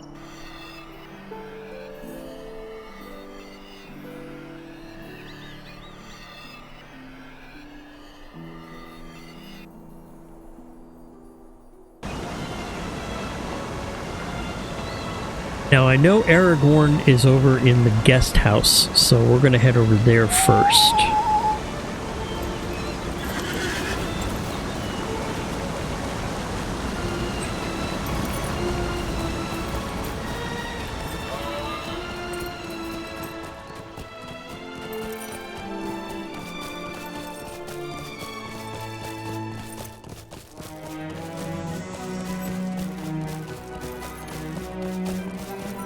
Oh, he has a quest for me. Mind my words, traveler.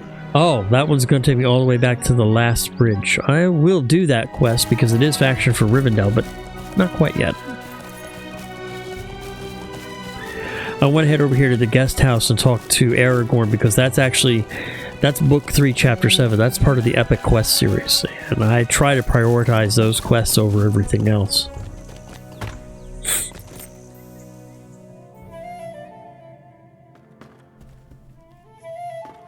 There's Aragorn.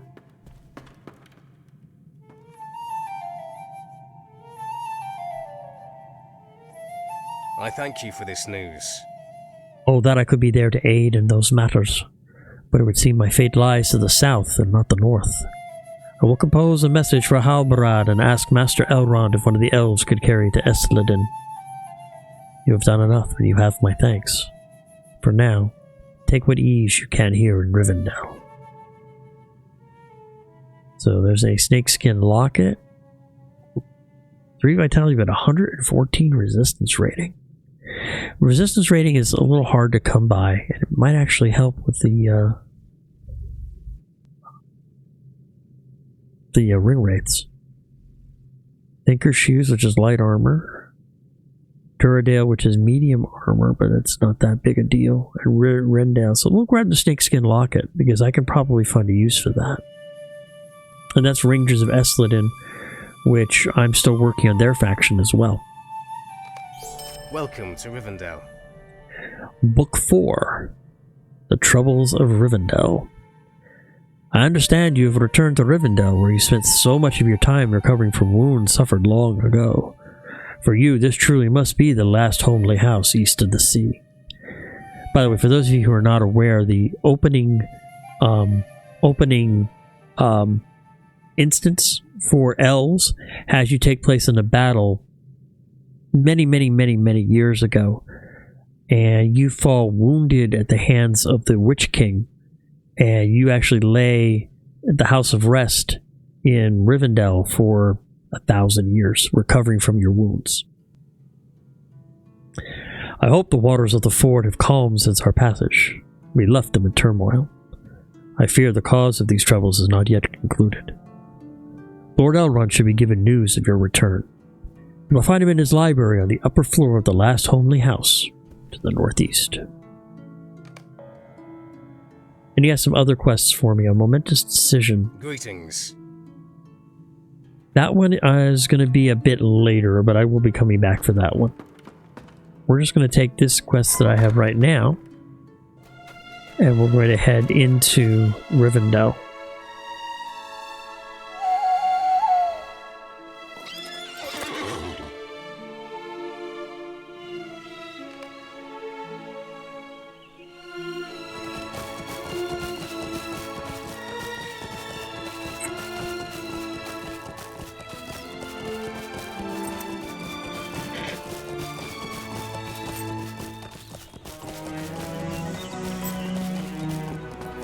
Now, one thing that is in all of the major cities are skirmish camps. The marks and the medallions that you earn from questing and from doing skirmishes, you spend here in these camps. Excuse me. I don't believe any of them are active right now on the Angmar server, but I've still picked up several thousand of them just from doing quests and doing deeds and such. And I have used them. You can use them for getting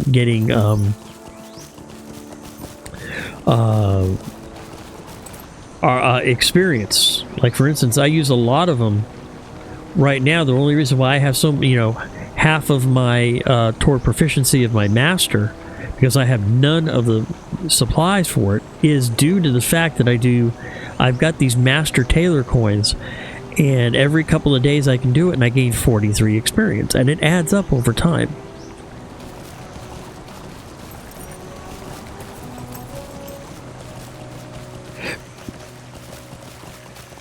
And then over here is one of the two hubs in the stable in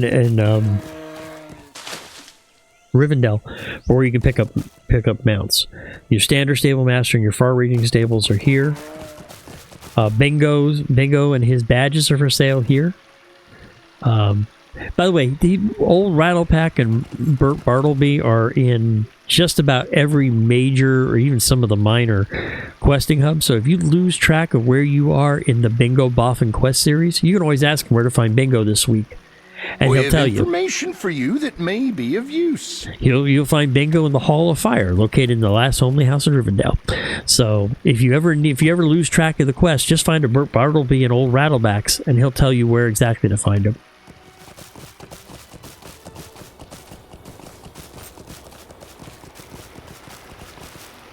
I need to find an elf weaponsmith to turn in this perfect war tusk that I found. And there he is right there. What do you need? I've lived many years and seen many gifts pass from the creatures of the woods to the elves of Imladris, but I have never seen a boar tusk of such beauty. I would be honored to fashion this into a dagger for you, friend High Elf. It will be a worthy remembrance of its mighty former owner. That's actually an increase for me. Well, not quite. but I'll go ahead and grab it, and I'll get 500 more points of faction.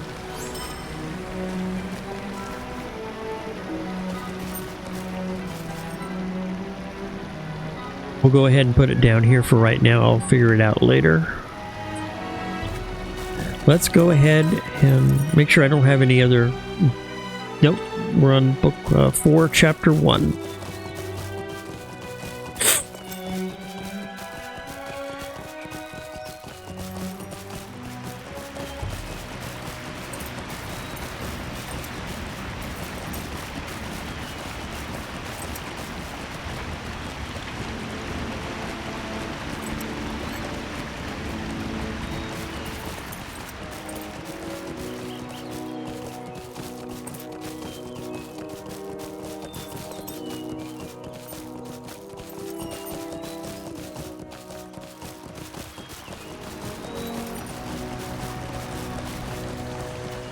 And here is the last homely house.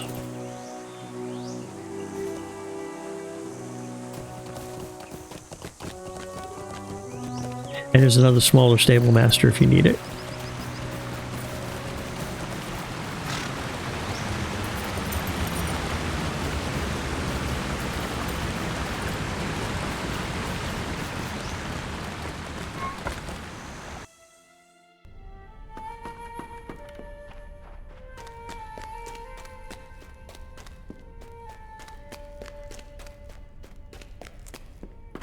I think Elrond's library is here, or is this the Scholar Guild Hall?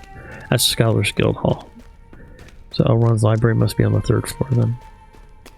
Right? Oh, maybe not. Ah, there it is. Elrond's library, right there.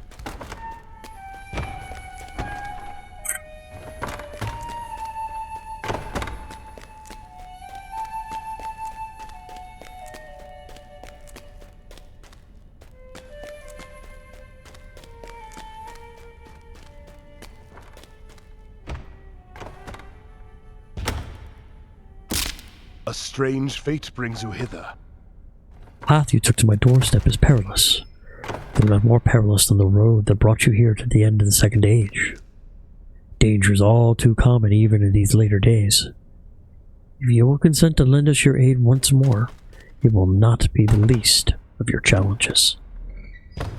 Will you lend me your aid once more? Welcome back to Imladris. It is good that you have come. Rest well, but neither as deeply nor as long as you did before.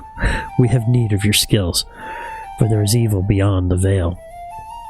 Not more than 2 months ago, a hobbit by the name of Frodo Baggins and his companions were pursued to the fort of Brunigan by the servants of the enemy. I speak of the Nine, the Nazgul, fell creatures in the service of Sauron. And though the Brunigan fell upon them at my command, we have found the steeds of only 8. One of the riders is unaccounted for. My sons set forth with scouts beyond them by friendship to seek this missing rider. I ask that you speak with Eladon at their camp in Thorinhad among the Brunian Gorges and lend your aid to the search. We must learn where this Nazgul has gone, and more importantly, his designs. Great, so I'm going to be tracking one of the Nazgul. Oh, that's wonderful. I am so happy. Can you tell how happy I am? I do wonder. I know there's a novice scholar here. I don't believe there's any recipes What can I do need. for you? Nope. But I always like to check the experts to see if there's any recipes I need. But there's also the Scholar Guild Hall here too. There's the expert scholar. What can I do for you?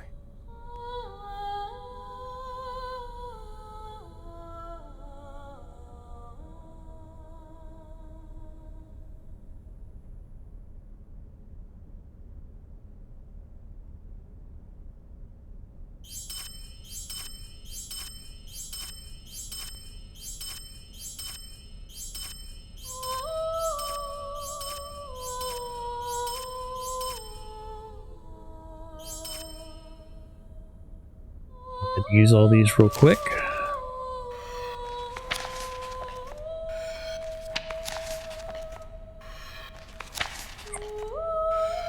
Now, if I really wanted to just learn them all without going through the motions, you can buy all of the recipes available at one tier at a time from the LOTRO store, but I don't like to do that very often.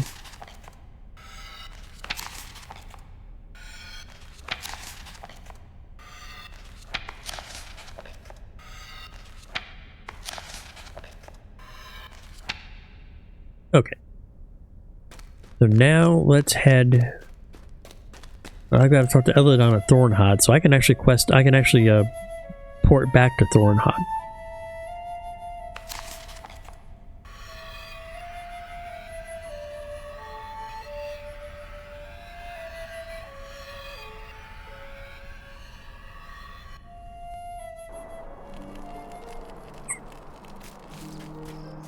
And there's Elrond right there. May Govanen. My father has sent you to aid us. It is good that you have come, for we have made an unsettling discovery. It seems likely the missing rider is still somewhere within the wilderness of the Trollshaws. Stay a moment. Shortly after Frodo Baggins and his company came to Rivendell, my father sent us to search for signs of the Nazgul, the 9 riders of the enemy. We found the bodies of 8 horses downstream, but the last there was no sign. We searched further, but still found nothing. We traveled far afield, into the lands to the south, and still found no sign of the fleeting rider.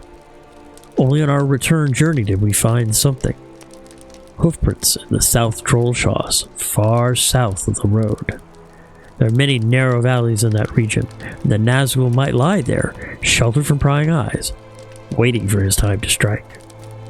Journey far south the road into the South Trollshaws and seek out this missing rider. The ruins within those narrow channels have a fell reputation. Minas Agor, that place was called of old, and the Nazgul may have sought it out just for that reason. Now, this is normally one of those quests that is for a fellowship, but there is a stone that I'll receive when I accept this quest that can be used at certain locations within the quest that will give me an inspiration buff that will help me if I'm in a fellowship that's smaller than 5. So it is still possible to do the quest even solo. It does make it a little more difficult, though. And here's the stone. It's a shimmering elf stone. I can only use it at certain places, and the stone will change color. And they'll let me know when I can use it. So I usually just put it down here in my inventory. I always put a lock on it anyway. But I think at this point, I am going to go ahead and call it a night here. We've had a lot of fun today. We worked more on the Harvestmath Festival, and we continued questing a bit in the Trollshaws. I'd like to thank everyone for joining me today, and again, thank you very much, AMA Gamic, for joining the stream. That's 71 of 75 followers, so I'm getting close to my first goal. My next scheduled stream will be this Sunday for Slow Tour Sunday, and I'll be continuing working on the Trooper campaign storyline. And next Monday, I will be playing Lord of the Rings Online again, and I'll be working more on Harvestmath and working more on the Trollshaws.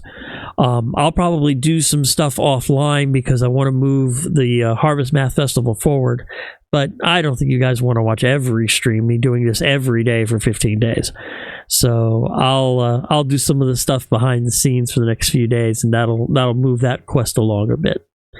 But again, I'd like to thank everyone for joining me, and I hope you have a wonderful day, and I will see you all very soon. Take care.